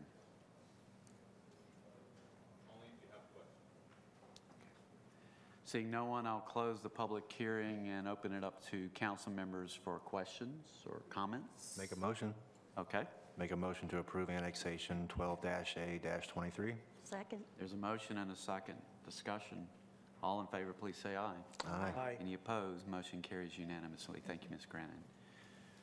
Our next agenda item is a public hearing for the Walton Wood Sing Sketch Plan Development Plan 12 SP 038, and we're happy to welcome contractual attorney John Silverstein to the table with us. Somewhere. There he is. This is a quasi-judicial hearing. An overview of the hearing procedures. Our detailed rules are attached to the printed agenda. And all speakers who want to speak during this public hearing must be administered an oath by the town clerk, who is dressed in red, I think. Red. And we'll pause just for a moment to allow those individuals that would like to speak to receive their oaths. And while they're doing that, I'm going to go through the council members and ask if they've had any site visits, ex parte communications, financial relationships, specialized knowledge, or close relationship to an affected person to disclose. And I'll start on my left, and we'll go from left to right. Mr. Yerha. No, I have not. No, I have not. No, never, none. None for me. None for me. None for me. None, Mayor. All right. That part is done. And we have the oath being taken over there.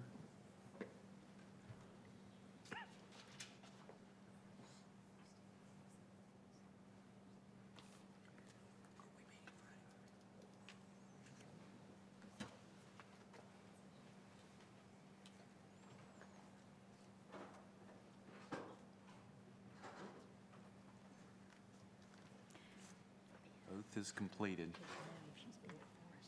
The council members all stated they had no ex parte communications, so if there's anyone out there that believes that a council member or they have an objection to a council member participating in this hearing, I would invite them forward at this time. I see no one, so I'll open the quasi-judicial public hearing and ask Mr. Hales of our staff to introduce the hearing. Mr. Hales. Good evening, Council.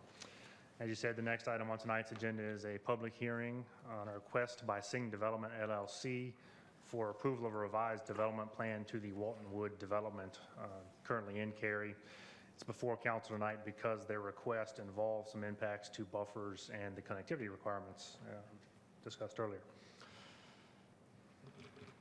The property is located in the northwestern quadrant of the intersection of Southeast Cary Parkway and US 164. It's bounded on the north and the majority of its western boundary by the Wimbledon subdivision. Corsdale Office Park is located across Cary Parkway. And there's a fairly large R40 property that is currently vacant or has a single-family house on it, which is be referred to as the Kiesler property in the southwest corner of the site, which will figure in fairly prominently later on in this hearing.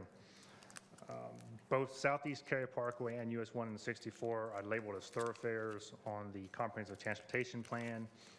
It's along a future transit route. There's no set time frame for that transit route to be instituted along Cary Parkway, and there are no Parks and Rec greenways identified in the area, nor are there any other improvements, parks or anything.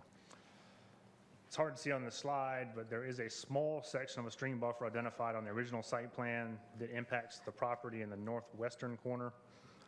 As well, there is a small piece of a stream buffer shown on our GIS maps in the southwestern corner of the property.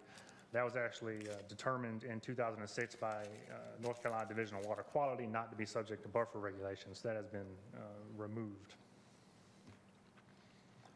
Property is currently predominantly zoned office and institutional. There is a strip of variable width of resource and recreational zoning along the perimeter, which was adopted back when it was originally zoned to O&I. That varies in width from 50 feet along the northern property boundary to 100 feet along the western property boundary. And those widths actually exceed the buffer requirements in the LDO. So this site, when approved, has more buffering along the subdivision than originally required by the LDO. As I previously mentioned, it's subject to an approved development plan, which approved back in December of 2008. It consists of 154 residential units, 119 of those independent living, 12 cottages, which are located to the western and southwestern corner of the site, and 23 dependent care units. It's currently accessed with 2 accesses off Southeast Cary Parkway. On the original approved site plan, there is a 70-foot access and construction easement shown to be dedicated in the future to the Kiesler property in the southwestern corner. When this property was developed, the ramps for US 1 and 64 off Cary Parkway had recently been realigned, and so the thoroughfare corridor buffer had been denuded along the majority of the length of the property, especially next to the building.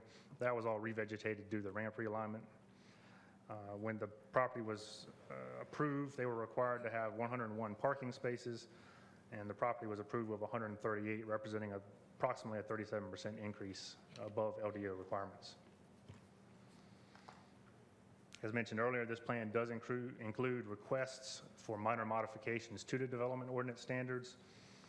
One of those involves thoroughfare corridor buffer requirements, and the second and third relate to connectivity specifically in the southwest corner to the connectivity to the Kiesler property. We'll go over each of these in detail. The Highway Overlay District in Cary requires a 50-foot Type A buffer be provided along access ramps onto subject thoroughfares, in this case US 1 and 64. As mentioned previously, the buffer was denuded with that ramp realignment and was revegetated during the construction. It was also graded to include approximately a 6-foot high, 6.5-foot high berm along its length. So there's actually very effective screening of the existing parking and vehicular use area. Applicant is requesting to install 31 parking spaces within that thoroughfare corridor buffer, representing approximately a 20-foot encroachment shown here in red. It wouldn't be along the entire length. They're not requesting the entire length of the buffer be reduced, but just in front of the building. Rendering the applicant provided of the proposed parking lot, and it was included in the staff report as well. They're proposing to relocate the existing shrubs. There's a row of evergreen shrubs provided immediately adjacent to the back of curb on the inside edge of the berm. Those would be relocated to the top of the berm. This would provide additional screening, which doesn't exist on top of the berm, and increasing the height of that. They're also proposing to replace the existing trees. I'm not sure if those would be relocated or due to the size, they would probably be replaced with similar species at the bottom of that berm, since the existing trees on top would remain. They've also provided a cross-section showing how the parking would be cut into the existing grade. There would be a retaining wall approximately 6 foot tall at the head of the parking spaces. In discussions with the applicant, this cross-section would be fairly consistent, even though the grades fall along the length of the ramp. The berm is consistently about the same height along the entire level range of encroachment. The parking would encroach approximately 20 feet into the buffer, as previously mentioned. This is a sketch plan. We don't have construction details on the wall yet. There may be additional disturbance in the buffer, it would be required to install tiebacks or some other sort of structural elements of that retaining wall in order to get it installed. That area would, of course, be eligible for replanting, so it doesn't represent a reduction as much as it does a allowable disturbance. Talking about site connectivity to the southwest, it's currently developed with 154 units with 2 accesses onto a single road, which we'll talk about in a few minutes in more detail. There was no opportunity when the original plan was developed to access Wimbledon, given some severe topography in the way they graded the site and the fact that it's already developed for single-family homes. However, the vacant nature of the Keesler property made it a logical choice for a connection to the west. They did provide originally a future 70-foot access and construction easement. To the best of my knowledge, that hasn't been dedicated. It's simply reserved at this point. The reason that was done, and we'll get into it, I guess the next slide's better for that, but basically they're seeking to eliminate that easement. Typically, developments are required to provide that connection paved all the way to their property line. At the time this was developed, you can see I overlaid the stream buffers on the Keesler property. There are some potential stream buffers there that the Keesler property would be responsible for getting permission to cross. As I mentioned earlier, and you can see it really well here, the arm heading directly from that larger stream up toward the Walton Wood development. In 2006, DWQ determined that the portion that was on the Walton Wood site was not subject. I do not believe, or I'm not aware of any determinations that have actually been done on the Keesler property on that arm. That would be done when the Keesler property developments. But because of the uncertainty associated with some of those crossings and the timing of the development, at the time, staff was comfortable with allowing them to provide simply the easement and not make the improvements all the way to the Keesler property. Part of that was to retain that R&R buffer for as long as possible, and just because of the uncertainty. Third minor modification, this is directly related to the connectivity, is the ordinance requirement that requires developments that are in excess of 100 residential units to provide access to 2 public streets. They have 2 accesses, but both of those access the same public street, so that does not satisfy that requirement. It is not unusual for staff, when looking at development plans, to allow stubs to serve as that second point of access to a second public street, assuming those are going to be connected in the future. However, if with this request, they would be completely eliminating any potential connectivity to the west for the site or any other second public street. Therefore, they would need to request a modification in that section of the ordinance as well. And one of the big things we always talk about when discussing connectivity is emergency response. As we discussed with the Phillips Place a few weeks ago, police is really hard to gauge since they're basically roving and they're dispatched from wherever they are at the time. However, fire is easier to assess. So in discussions with the fire department, they've come up with a few routes that they use for response. The dot in the lower left-hand side of the map is Cary Fire Station 3 on Kildare Farm Road. So their primary route when they get a call to Walton Wood would be to come out of the fire station, turn south on Kildare Farm, turn east on Tryon, and then back to the northwest on Cary Parkway to get to Walton Wood. Their secondary route, if they needed to use it, would be to come out of the fire station, head north on Kildare, and then head west and south, or east and southeast on Cary Parkway. Represents only a slight increase, about 0.05 miles in distance, and only a few seconds, maybe 5 to 10 seconds increase in response time. There is a shorter and somewhat faster route that goes through McEnroe Court and Coorsdale. However, in discussions with the fire department, they don't use that since it goes through the middle of a neighborhood and it's a fairly windy route, a little lower travel speeds in general. And then the proposed route, this is a GIS prediction. We have no idea what it would look like on the Keesler property, but just assuming a generally straight route connecting there, it's less than a mile, which represents a significant decrease in travel distance of almost a mile, and the time is somewhere between a third of about a quarter to a third of the time of the other routes. At this point, I'll call Chief Kane up with the fire department to discuss their thoughts on the matter or the thing. Once they're done with their comments, I'll be back to talk about procedural issues, and we'll go to the public hearing. Thank you. Mayor, members of council. My home is located adjacent to the Waltonwood property facility, and while I believe that during the course of the hearing this evening, my participation would be unbiased and impartial in an effort to protect the integrity of the hearing and eliminate any perception of bias or lack of impartiality on my part, I'm going to recuse myself from participating in the hearing this evening. And as a result of that recusal, we're going to ask the town's Fire Marshal Ken Hawley to represent the fire department.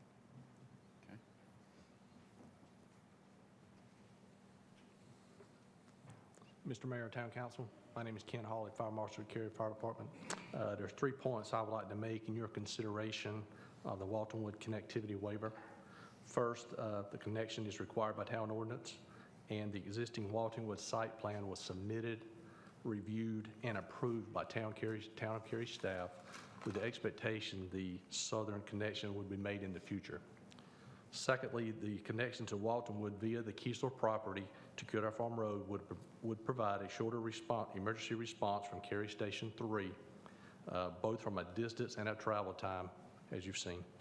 However, the Cary Fire Department would expect to only use this connection when responding to Waltonwood. We would not typically use it as a cut-through to respond to other properties or other incidences on Southeast Cary Parkway. Lastly, the Cary Fire Department frequently responds to the Waltonwood site. We responded 60 times in 2012. Thus, a shorter response time via the southern connection would equate to an increased level of service the Cary Fire Department could provide to the residents of Waltonwood. In closing, the Cary Fire Department would support maintaining the future connection. Thank you. Thank you. So to summarize briefly, council is being asked to take 4 discrete actions tonight. Obviously, the first larger overarching action would be approval or denial of the proposed sketch plan. However, one of the approval criteria involved in that is that it's consistent with the land development ordinance. In order to make that finding, you would have to act first on the 3 minor modifications, which are enumerated in your staff report individually in your worksheet. I prepared slides for each of those as we go through them to kind of summarize what they're asking for and what the approval criteria is for each. That summarizes, or that finishes staff's presentation, and of course, we're available following the public hearing for any questions. Thank you. Okay, thank you very much. We'll call on the applicant's attorney to present arguments and evidence in support of the application by addressing the applicable approval criteria. Thank you, Mr. Mayor, members of the council. Jason Barron with Morningstar Law Group here on behalf of the applicant, Waltonwood. Here with me tonight are 2 different people. Mr. Mike Kame, he's a representative of Waltonwood. He's essentially the on-site guy over there. And also Mr. Don Seaver, who's been providing engineering associated with Waltonwood for an extended period of time, including the engineering that you have seen relative to the addition of the parking spaces, the proposed addition of parking spaces. I'll avoid repeating generally what Kevin has covered in his presentation. Again, you all should be familiar with the site. I assume you are. It's at the intersection of Southeast Cary Parkway and 64. It's already built. And this request is essentially to do 2 different things. One is to add 31 parking spaces. And as you'll hear from Mr. Kame, that has become a necessity in order to facilitate residents and their visitors, especially during the weekend. During the weekend hours, they've had some situations where they've had to start providing transportation for people who are parking off-site in order to come visit their loved ones. So that has become a need that has arisen since this plan was originally approved. The second relates to the site connectivity, and as Kevin alluded to, there's technically 3 waivers associated with this plan. I'm going to talk about them, and you'll hear Mr. Kame talk about them generally in 2 categories. One relates to the buffer encroachment that's necessitated by the parking spaces, and the other relates to the site connectivity requirements of the code. And what you will hear Mr. Kame testify to as it relates to the buffer encroachment is again, it's necessary for the orderly operation of their facility right now, and that they are proposing additions to landscaping to essentially offset any potential visual impact, and more importantly, the way those parking spaces are going to be aligned along 64 because of the break in the grade and because of the role of the retaining wall, there won't be any visual impact, or there shouldn't be any visual impact to riders who are on 64. It will appear generally the way it currently appears, and again, you will hear that from Mr. Kame. With regard to the connectivity issue, you've heard the testimony from Mr. Hales as well as from the fire department, and we don't take any exception with the town's policy on connectivity. The Southwest Cary Parkway extension that we heard earlier today really highlights the tough issues associated with connectivity. Connectivity is a valuable policy, and it's applicable, but it's applicable in the right places. And we don't believe this is the right place for it. As you will hear from Mr. Kame, this is a senior living community. It's not a retail facility. It's not an apartment complex. It's not a subdivision. This is a senior living community. There are roughly 170 approved units of a variety of different type of care needs. And what you will hear from Mr. Kame is that security is first and foremost. And privacy is fundamental to what they do. They don't have, and what you'll hear Mr. Kame testify to is they don't have a single facility that they operate, and they operate 8, and they're working on their 9th right now. They don't have a single one where there's connectivity. I personally live in the town of Cary. I'm not aware of another senior living facility where connectivity has been required. And again, it's just fundamental to what they do to ensure privacy, to ensure safety, ensure the health and safety and welfare of their residents, that they maintain privacy. So again, we don't quibble with the policies associated with connectivity, and we don't quibble with the fire department's belief that response times will be shorter. What Mr. Kame will testify to is that they understand that response times could potentially be shorter, but right now we don't know that because the Keesler property hasn't come online. There isn't a thoroughfare that's planned to go through that site. It's really just kind of hypothesizing a potential road to go through that. So right now I'm going to hand it over to Mr. Kame, who will kind of go through the details of the 2 waivers that we've requested tonight.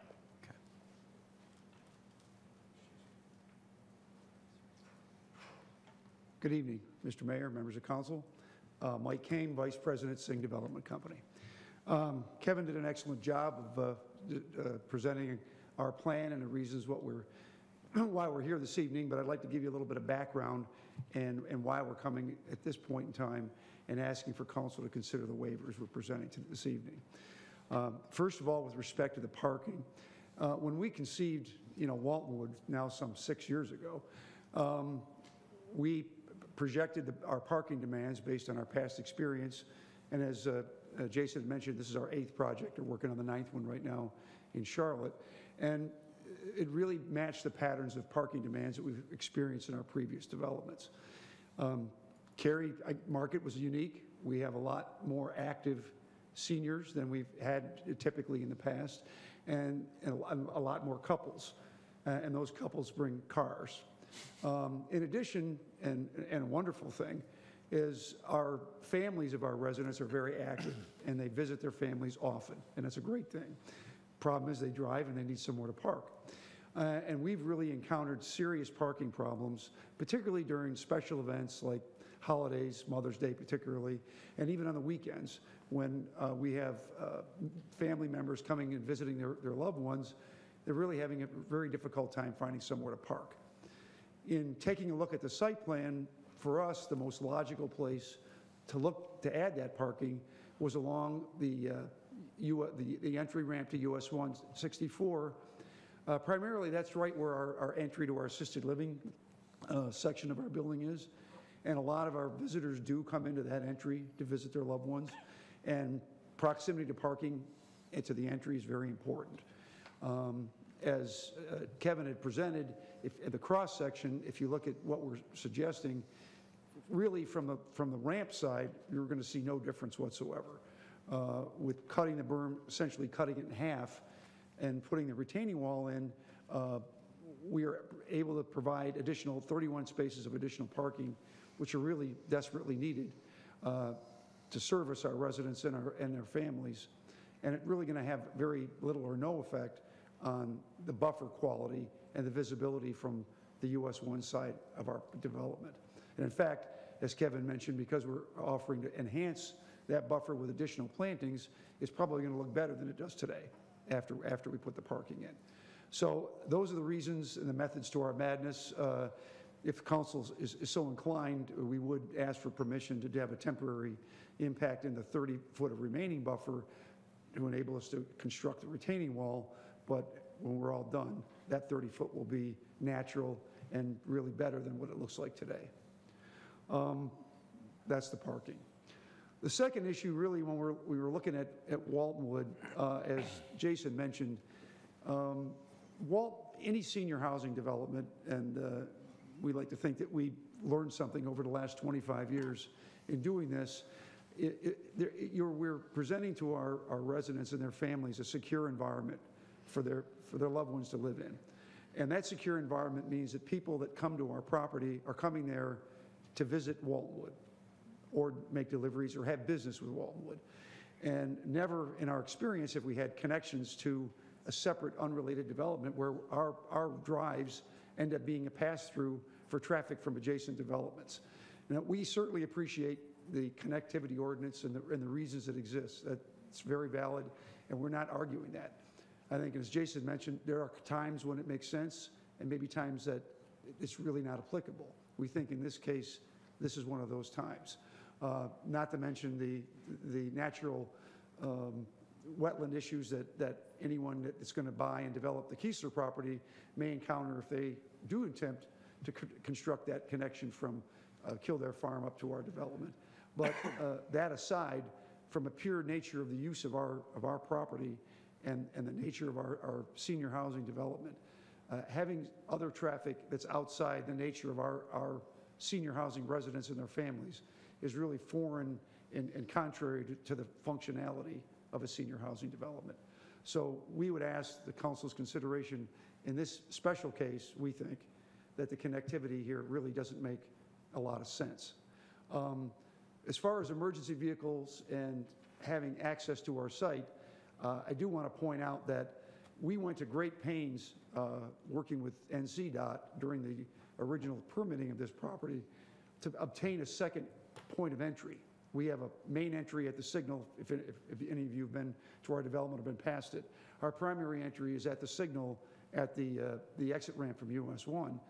But we have a secondary entry that we work with NCDOT to get to the north, which is in technically a controlled access area for the entry ramp to US 1, to great pains and negotiations with the state to get that, and $116,000, just demonstrating that the secondary entry to our property was important to us and is why we went to the great pains to make sure we could get it, so we did have dual access for emergency vehicles if necessary. So we take that very seriously, but as far as having foreign traffic coming through our development, through our parking, our private drives, we just think it's contrary to the fundamental use of our property.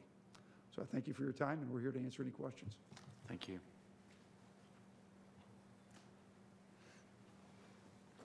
So I'll just briefly wrap up. And again, we wouldn't be here. We understand the town's policies, and I support the town's policies on connectivity. We wouldn't be here if this wasn't a big issue to these folks, if they didn't think it was a big issue to their residents. So we would respectfully request you all's approval of this plan, approval of the additional parking spaces, as well as the necessary buffer encroachment to allow for that, and then removal of the connectivity associated with this property to the Keesler property to its west and south. Thank you. Thank you. In following the procedure that has been set in front of me, we've heard speakers in favor of this application, and I would invite other speakers that may have been sworn in that are in favor of this application to come forward at this time. Seeing no one, we'll move on. And if there, I would invite any cross-examination of the witnesses who have testified. So I guess that's, thank you. Well, we've got one quick question, I think, and for the applicants and maybe for their engineer. We're wondering what type of retaining wall they're planning to build. What's the material of the retaining wall? The retaining wall? The type of retaining wall, whether it's a segmental retaining wall or... Yeah. Okay.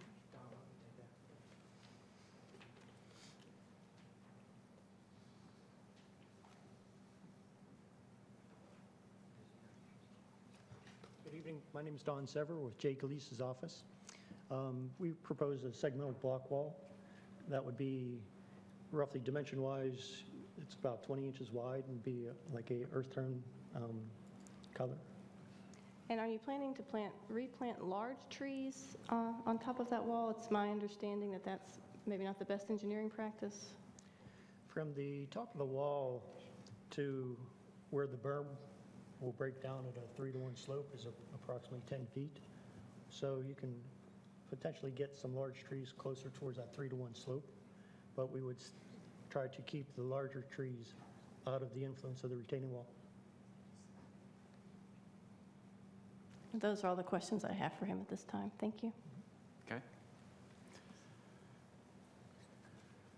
At this time, I would invite anyone who has been sworn in and that would like to speak in opposition of this request. Do we have anyone in opposition?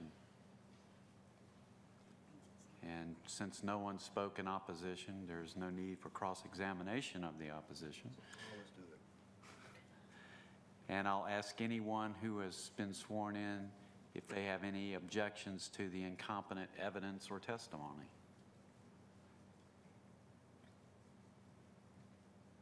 Seeing no one.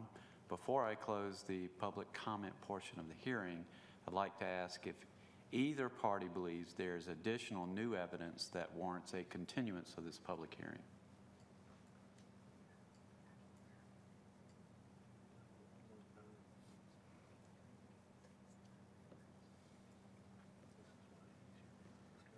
I'm sorry, we're having a little discussion over here.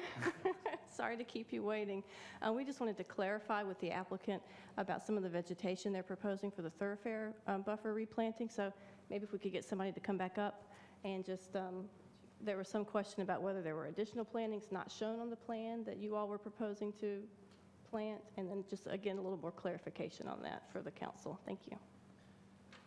The plan that we presented was a aerial photograph, and it might not be real clear, but on that photograph, our intention was to, and Kevin, I think, mentioned a little bit in his presentation, to take the plantings that we would be relocating where the additional parking spaces would go, as well as add additional evergreens, or frankly, we're happy to work with the town on the species and placement of where the supplemental trees would be.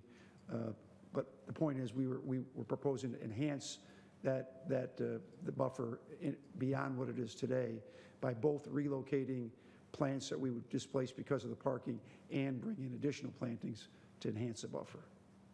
And it's kind of hard to see in the aerial photograph, but that's the intent. Okay, thank you. Other questions? We can't be debating trees and bushes, for Christ's sake.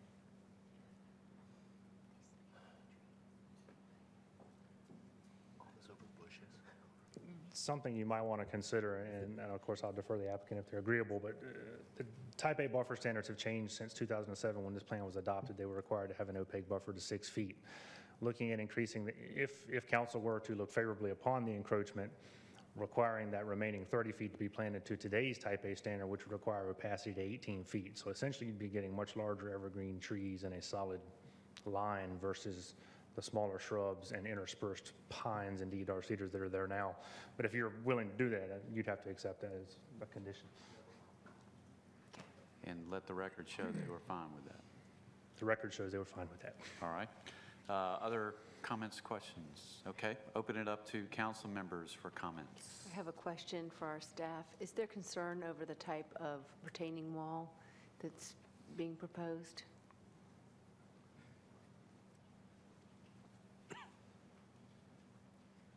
No, we just heard they were going to over-excavate into the remaining 30 feet and then replant on top of that. And normally they can't be large trees planted there.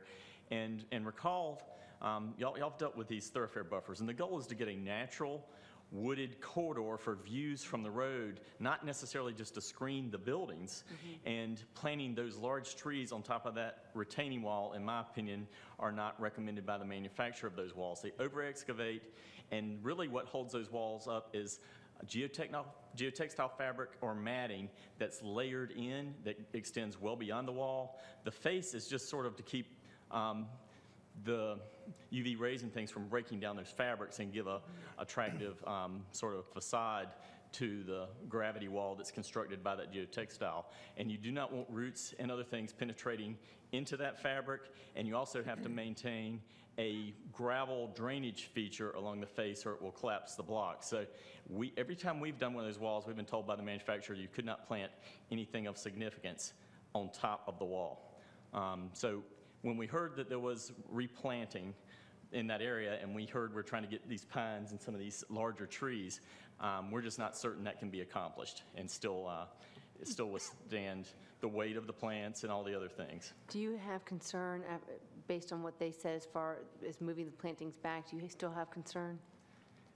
Yeah, well, they said they're going to replant the area earlier, and that's kind of the first time I saw that sketch that showed the segmental wall. I thought they were going to do a concrete cast-in-place wall, which is a different type of thing. And when we just heard some of the comments together, that just raised a concern we weren't aware of. Is that other type of retaining wall one that would be more secure as far as supporting plantings? Yes.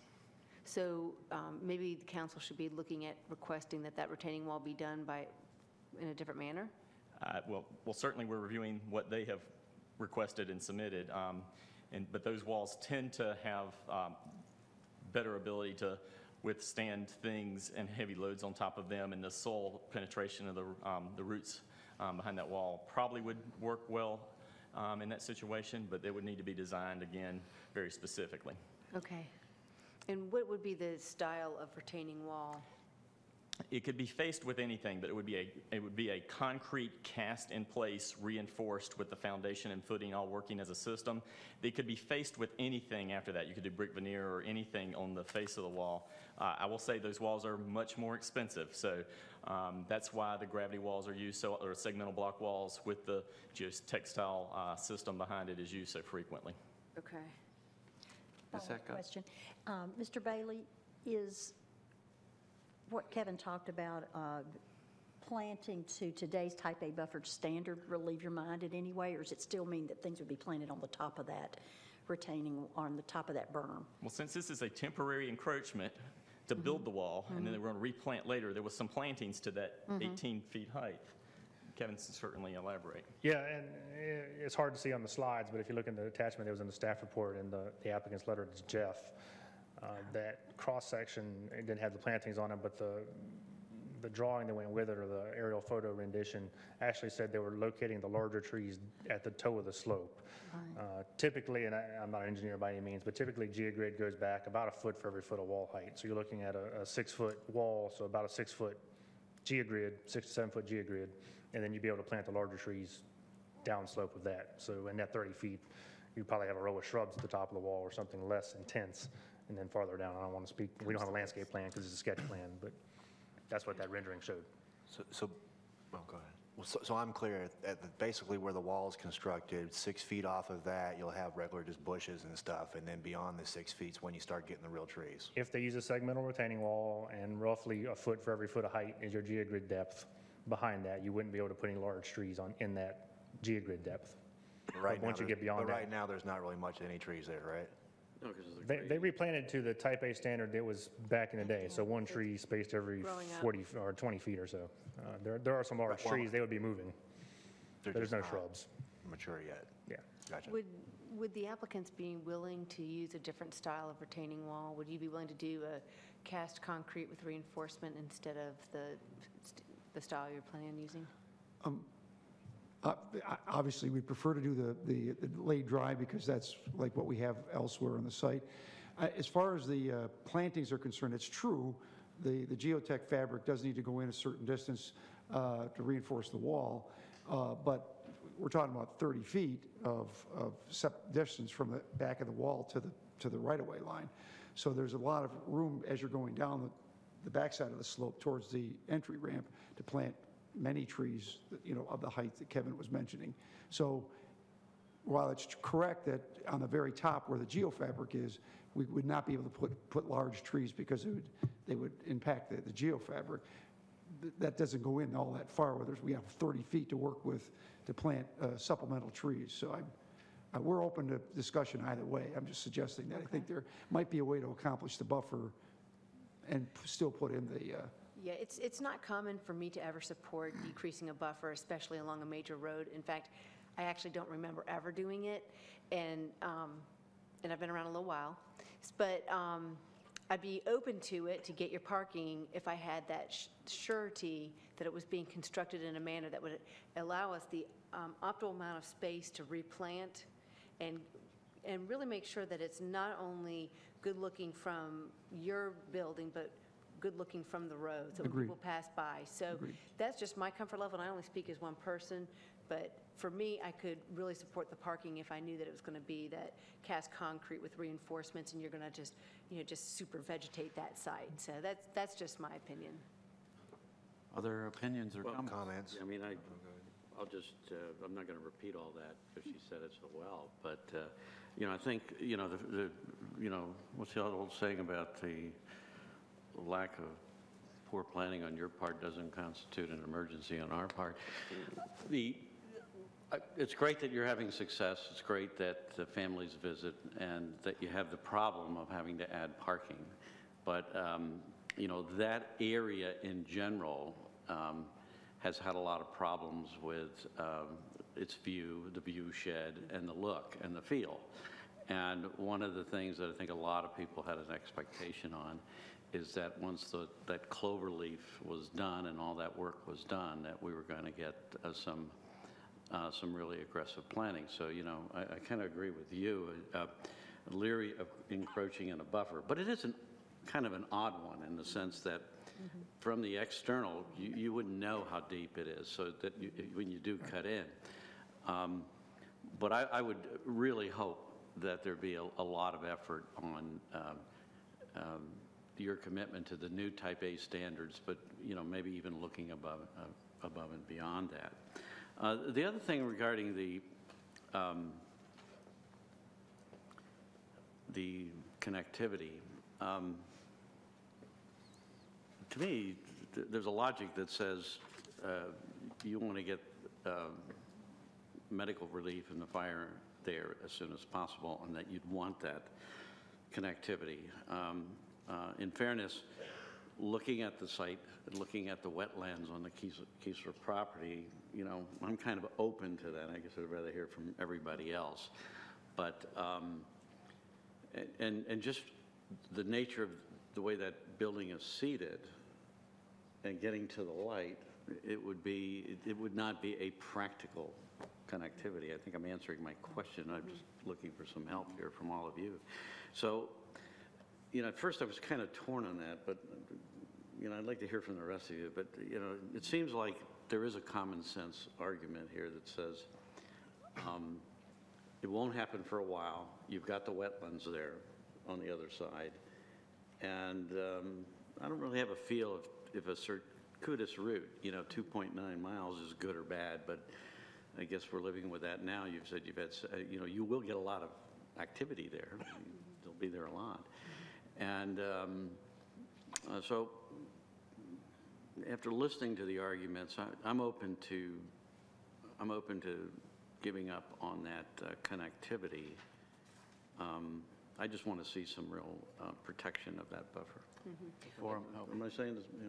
Go ahead. One thing I would say, and this is just from my experience, my mother-in-law lives in a community similar to this, and that sense of security and safety is paramount in her mind, and I think that is something that's very important for our senior community. When a person leaves her home and goes into a multifamily community of any kind, she has angst over how safe she feels, and I do think that there is a lot of value in having that controlled entrances and exits off of Cary Parkway. I know for my family, we would probably feel more secure knowing there's just that entrance on Cary Parkway. There wasn't going to be a cut through. I could see people finding this to be a very appealing cut through from the hospital over to Cary Parkway. So even though I really like connectivity and prefer it, in this particular situation, I do think that there's merit in not connecting. Before I shift to this table, Ms. Adcock, yes. I did want to ask about and comment about connectivity. You then go to parking. You asked, we favor connectivity and support it, connectivity for a reason. And as you look at this connectivity, you think, what is the reason? It brings people from that residential section into basically a parking lot, to then meander around the buildings to get out on Cary Parkway. It doesn't seem like connectivity for a reason, which is interesting. We're having a lot of connectivity conversations tonight. But you'll have to let me know if this next question is germane, but there's a part in the staff report that speaks to a 37-unit expansion that's before the DRC. And as I think about adding so I'm going to ask y'all to speak to that.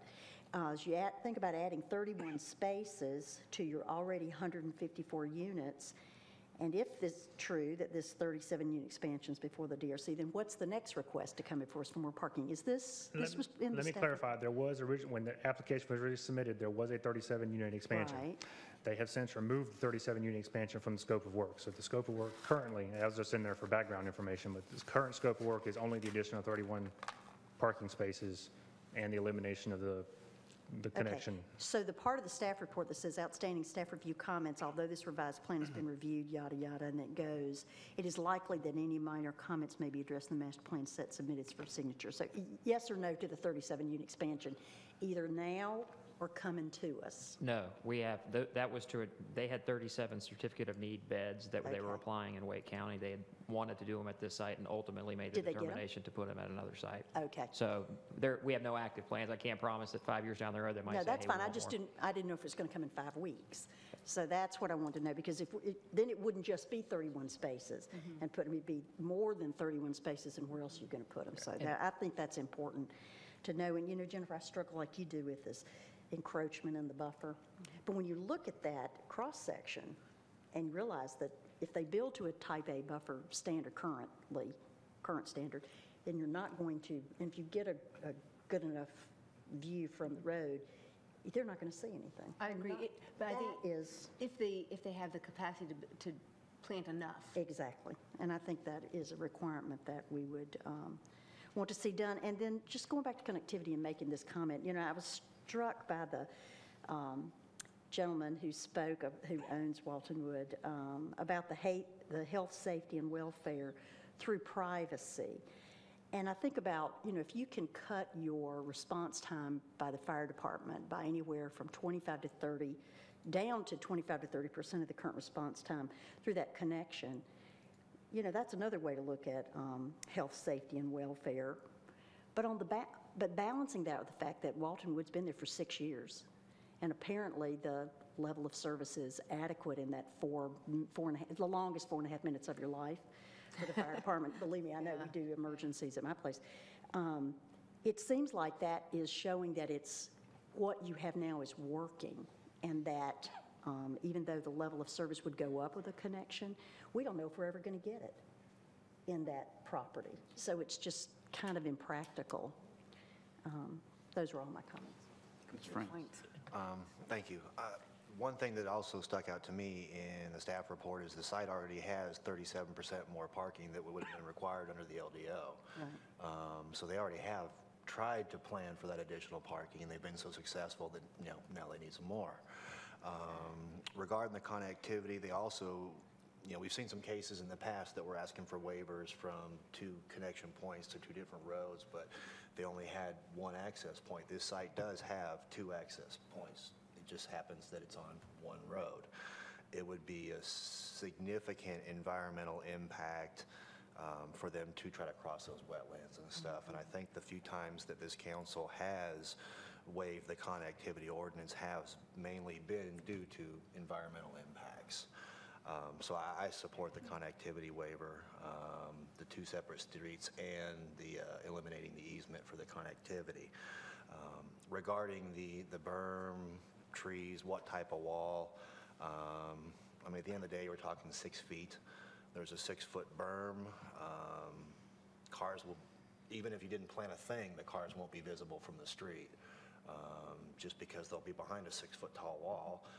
They'll be planting some bushes on top of that, and committing to a type A buffer as today's standards. I'm fine with that. I don't know dollars and cents cost versus one type of wall versus another type of wall. I would hate to try to require they do something that financially they find out they can't do. It's not like they're building more units and generating more revenue to pay for this. They're just trying to meet the demand of their existing residents and help their family members and such be able to come visit them. So this is basically just additional monies they're looking to spend without an increase in revenues to offset that. So I support all three modification requests. When everybody's comments are done, I'd be happy to make a If I motion. can, just a second. I'd like to, Okay. Staff would just like to clarify that we have not asked for them to build that connection, nor are we asking them to build the connection now. We are simply looking to protect the easement so that when the determinations are done on the Keesler property and the Keesler property develops, it could develop as a life care community, and it may make perfect sense to make that connection.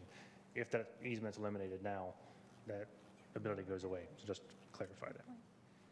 And can I go to Ms. Bush, or you have a follow-up? No, go ahead. Okay, Ms. Bush. One of the best parts of being on this side of the table this week is listening to everyone else's comments and everyone else getting their questions answered before we get a chance to weigh in.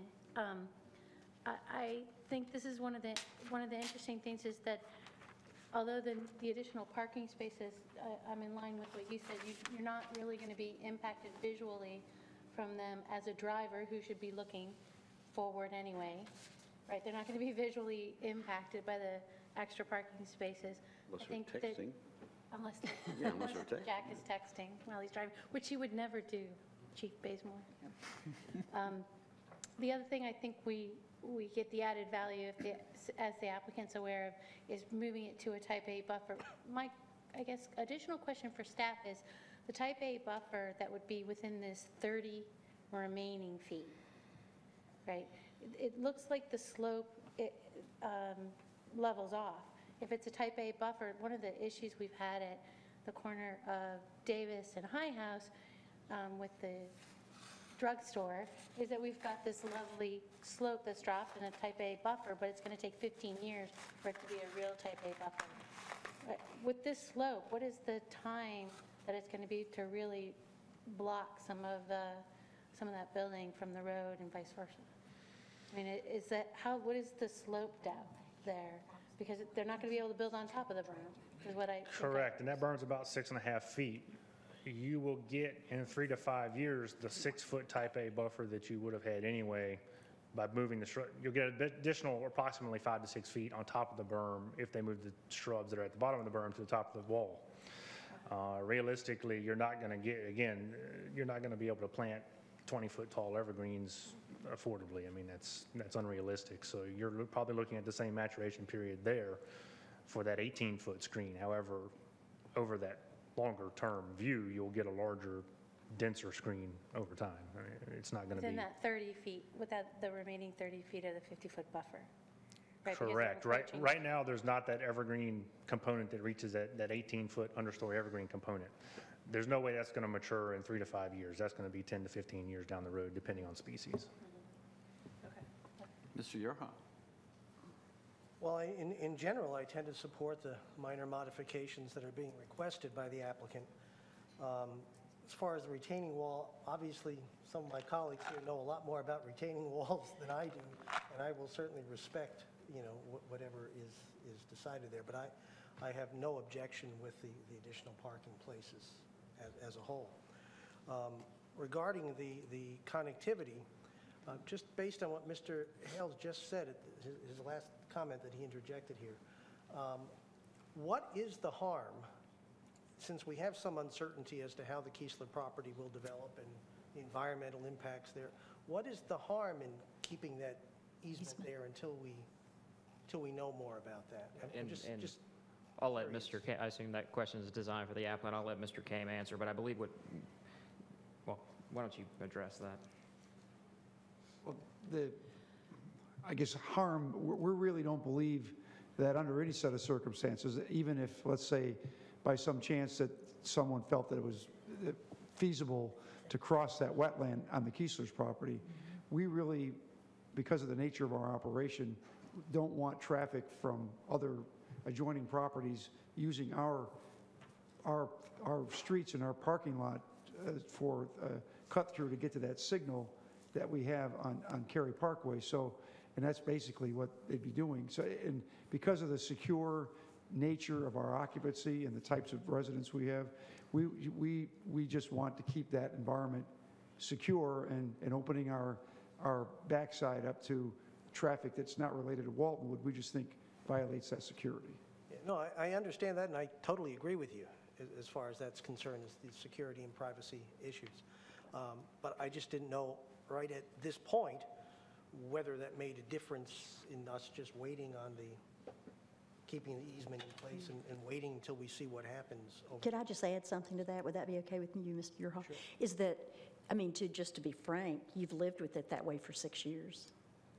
With the same community. I mean, you've had that easement there, and I'm sure you've always had the same concern for health, safety, and welfare and privacy and everything, but you've had that easement in place for 6 years, so what's another couple of years? And we just, frankly, in looking at it, and what precipitated the thought was the parking need. And we were looking at the site plan, we thought, you know what? We really don't like this idea, and if we can present to you this evening why we would like to be reconsidered, because under any set of circumstances, we prefer that connection not be made. So that made it more top of mind because of where you put in the parking. Right. Thank you, Mr. Yerha. Can I ask, Council, being still somewhat relatively new, this seems like we're making some determination from a connectivity perspective on when we allow connections and when we don't. I mean, what's the difference between this as an example, and I'm being a bit of a devil's advocate, this example or a neighborhood with a single-family home subdivision that doesn't want the connection to a multifamily next to it? I think that's a fair question, and I'd say the difference is that this is not a street, this is a parking lot. It'd be the equivalent of like feeding another neighborhood through the parking lot of your Lowe's Food or your neighborhood recreation site for your neighborhood. You know, it's a parking lot. It's not a... Because it's not like uses or even associated uses. But that's a really good question. I think that's a very fair question, yeah. And my answer is just my perspective, but... No, I mean, looking on the sketch plan, you know, there are some of the, you know, detached houses that are on a street where the connection is. I mean, it's not feeding directly into the parking lot. It's feeding into those streets by the cottages. I mean, it's not... Are those cottages or are those garages? Those are cottages right there. They're duplex units. They're okay. But I think if you, once you drive right past that, you're going through a parking lot. Or they go... I just think that there's actually more potential for conflict, like a vehicular conflict with people trying to cut through here, than there is value to be gained. And although, I mean, I know it's a significant savings, or there's potentially a significant savings in response time, I don't know. I mean, it's not a slam dunk, but I just don't think it's probably worth it. I hear you. I just want to make sure that we're... It's not the worst thing in the world. One of the things that Ms. Adcock always says is being consistent and process-based, and I just wanted to understand what the different, where you were... You sound like my teenagers, Lori. No, you're not consistent. Being the only one that hasn't weighed in, I'm very much struggling with response time and the privacy. And excuse me, I think I side with you on the privacy, having had my mother, when she was alive, live in a retirement community just like this, and you're exactly right. That really makes a difference, the privacy. And I tend to side with you as well as with the concrete wall, because I think as much vegetation as possible will help the view in the area. So. And Mr. Mayor, I've consulted with my client, and we're happy to commit to doing that cast-in-place concrete retaining wall. Okay. Great. I'll make a motion if you'd like. Okay. And I'll just make a motion for the first item, and then see how it goes. Somebody wants to make motions for other ones. Okay. This is for request number 1. Upon conducting a duly advertised quasi-judicial public hearing and considering the application materials, the testimony and the evidence presented at the hearing or otherwise appearing in the record, and upon considering the approval criteria of section 3.19.1, I move that we approve minor modification request number 1, as the minor modification advances the goals and purposes of the LDO and either results in less visual impact or more effective environmental or open space preservation, or relieves practical difficulties in developing the site. Specifically, the minor modification, and I would say results in less visual impact or more effective environmental or open space preservation, and relieves practical difficulties in developing the site, with the conditions that they use a cast concrete wall with reinforcements for the retaining wall, and that they adhere to the present-day standards for the Type A buffer. Second. There's a motion and a second. Ms. Silverstein, you've heard that motion. We had prepared motions one way or the other, and this was amended. Are you okay with that motion? Yes. Okay, very good. Other discussion? All in favor of the motion, please say aye. Aye. Any opposed? Motion carries unanimously. We now need to consider motion to modify the LDO requirement for vehicular connection to the adjoining southwest property, the Kiesler property, to remove the previously required access and construction easement so that no provision for future connectivity to that property would be provided. Anyone? Go ahead. You're on a roll. Sure, okay. You read big words. Request number 2, okay. Upon conducting a duly advertised quasi-judicial public hearing and considering the application materials, the testimony, and the evidence presented at the hearing or otherwise appearing in the record, and upon considering the approval criteria of Section 3.19.1, I move that we approve minor modification request number 2, as the minor modification advances the goals and purposes of the LDO and either results in less visual impact or more effective environmental or open space preservation and relieves practical difficulties in developing the site. Specifically, the minor modification, it's a tough one, I don't know how to apply this, provides maybe a more effective environmental or open space preservation on the adjacent property and relieves practical difficulties in developing the site. And I would say because one of our objectives is to provide a safe environment for our senior citizens, and this is, from our perspective, probably the safest way to achieve that. Okay, there's a motion. Is there a second? Second. And once again, I'll look at Ms. Silverstein. Are we good with that one? You're really fine. I mean, it's Okay. your responsibility to make the motion. You can do it however you want to. Okay, I just want to make sure we're... What are you We here want to make for? sure there's not a lawsuit. What are you, Discussion on this motion. All in favor, please say aye. Aye. Any opposed? Motion carries unanimously. We need to consider motion to modify the LDO section that requires development in excess of 100 units. Okay, I'll do it. Upon conducting a duly advertised quasi-judicial public hearing and considering the application materials, the testimony, and the evidence presented at the hearing or otherwise appearing in the record, and upon considering the approval criteria of Section 3.19.1, I move that we approve minor modification request number 3, as the minor modification advances the goals and purposes of the LDO and either results in less visual impact or more effective environmental or open space preservation, or relieves practical difficulties in developing the site. Specifically, the minor modification results in less visual impact or more effective environmental open space preservation and relieves the practical difficulty of developing the site because it will provide a safer environment, in our opinion, for our senior citizens. There's a motion. Second. And a second. Discussion? All in favor, please say aye. Aye. Any opposed? Motion carries unanimously. Now we need to consider the sketch plan. Somebody else do it. I'll be happy to. Thank you, Gale. I move that we approve the subdivision sketch plan because the plan complies with all applicable requirements of the LDO. The plan adequately protects other property. The plan is harmonious with surrounding development. The plan provides safe circulation for vehicles and pedestrians. The plan provides safe access for emergency services. Second. There's a motion and a second. And Discussion. I'd just like to speak to the suggested conditions. I presume this no longer applies because there is no plan before the DRC, as we were told? No, there is still a plan. The plan. It just doesn't include Sketch this. plan, correct. The So remaining sorry. comments are you need to provide a tree Okay. island in that 31 places and stuff like that, minor stuff. Thanks, Kevin. So we would like to see the condition. This condition, Yes. okay. Do you need me to amend or make a second motion?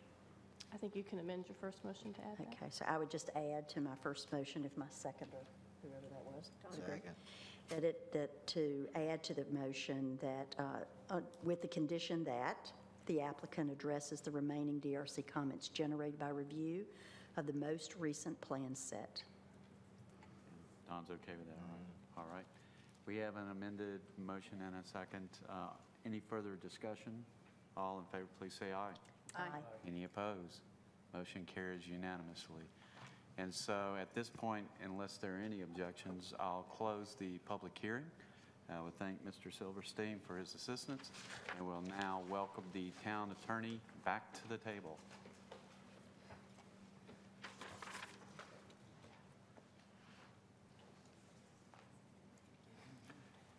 We're now on committee reports.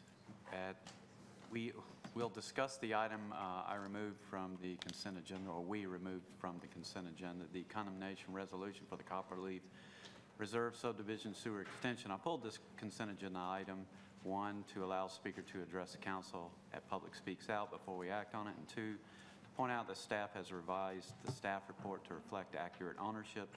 Staff has removed all references to David Bunch and reflected the accurate owner as Fearson Road LLC. And Mr. Bailey is available for questions, and if there are none, I would entertain a motion. I have some questions. Okay, please. In the staff report, it states that you ready? Yes. Okay. Y'all didn't know if you're getting frustrated. We're going to start pushing buttons. Developer has already put 15 grand aside with the committal to place another 60,000 towards acquiring this easement, correct? Correct. That $75,000 would go to who? That's on deposit with the town to resolve this issue. It is some money that we have set aside associated with the value for the property. The other is for projected attorney's fees, title work, and other things to proceed with the condemnation. Okay. Earlier we heard that there was an appraisal on 640 square feet of property for $200,000. Do you believe that to be accurate? Because if I do the math correctly, and I may not have, there's 43,560 square feet in an acre. So if that little 640 square foot piece of property is worth $200,000, and their acre of land would be worth $13.6 million.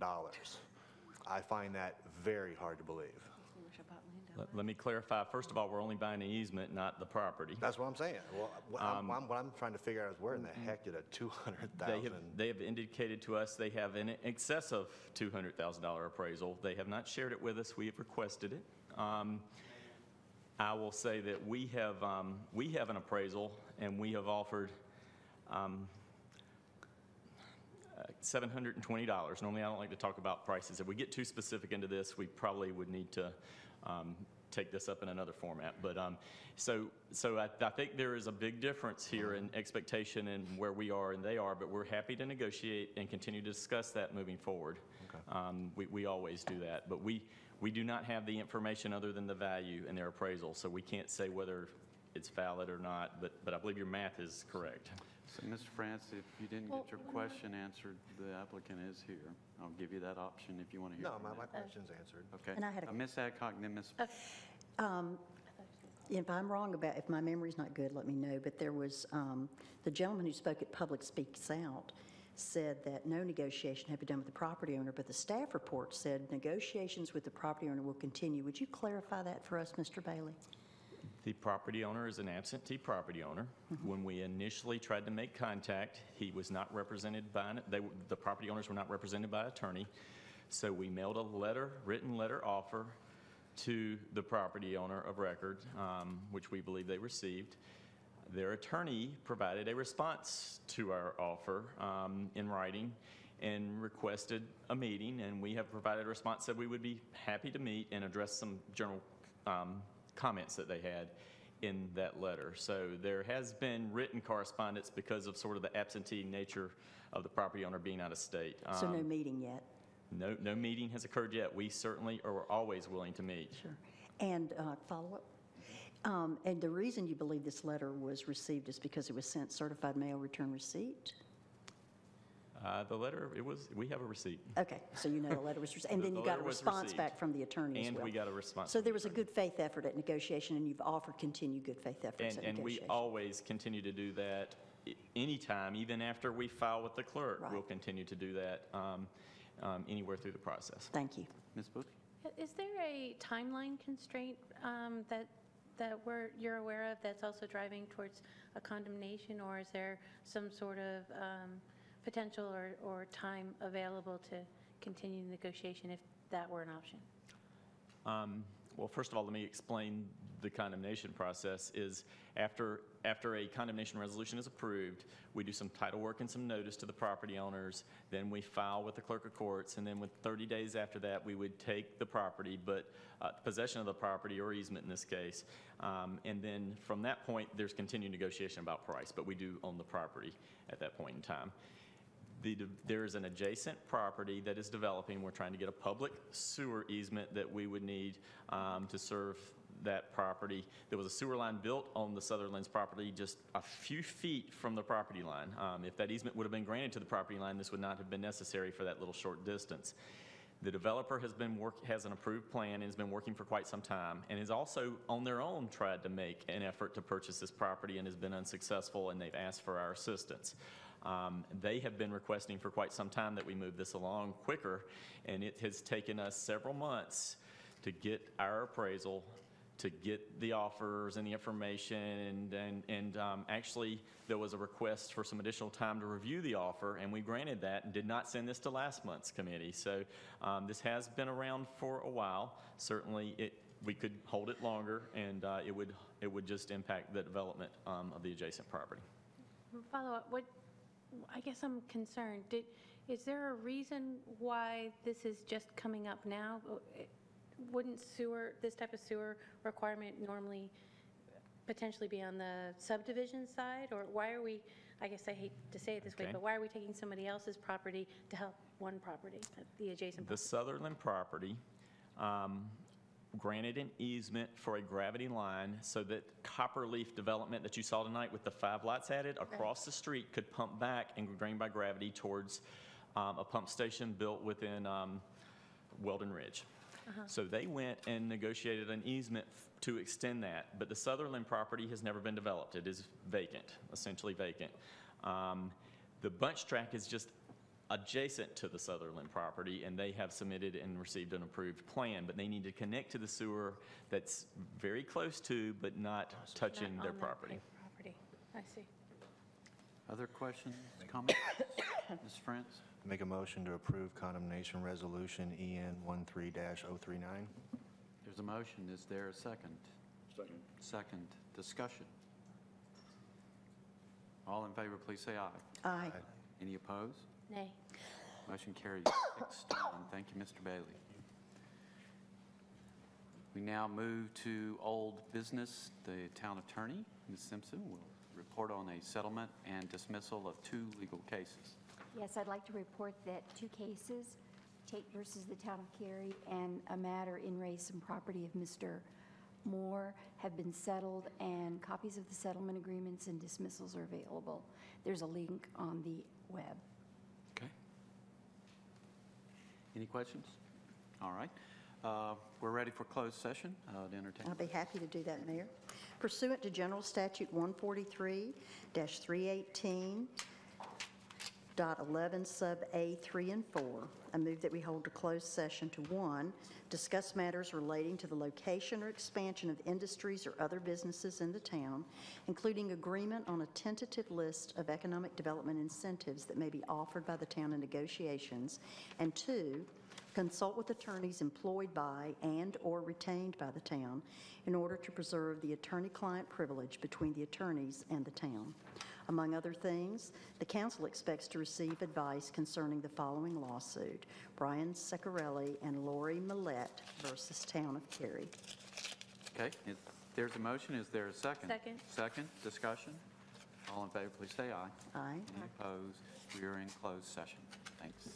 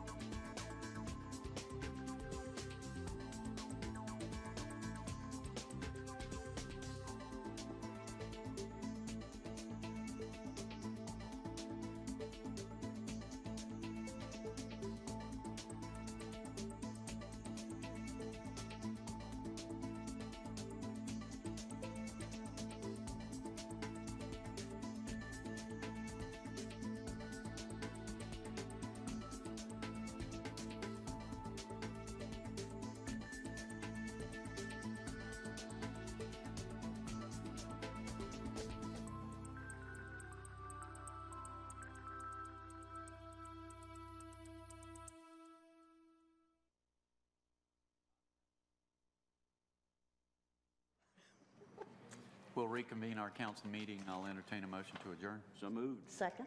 Motion, second discussion. All in favor, please say aye. Aye. Any opposed? Motion carries. We are adjourned. Thank you for meeting on this day.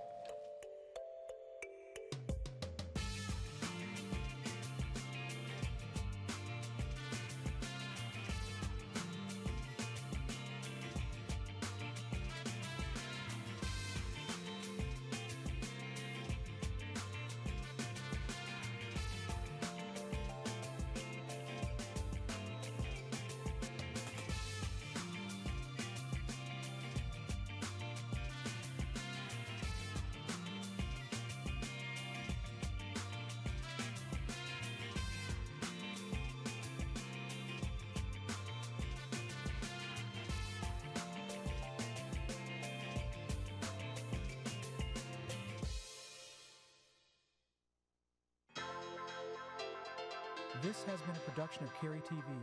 Visit the Town of Cary's website at townofcary.org.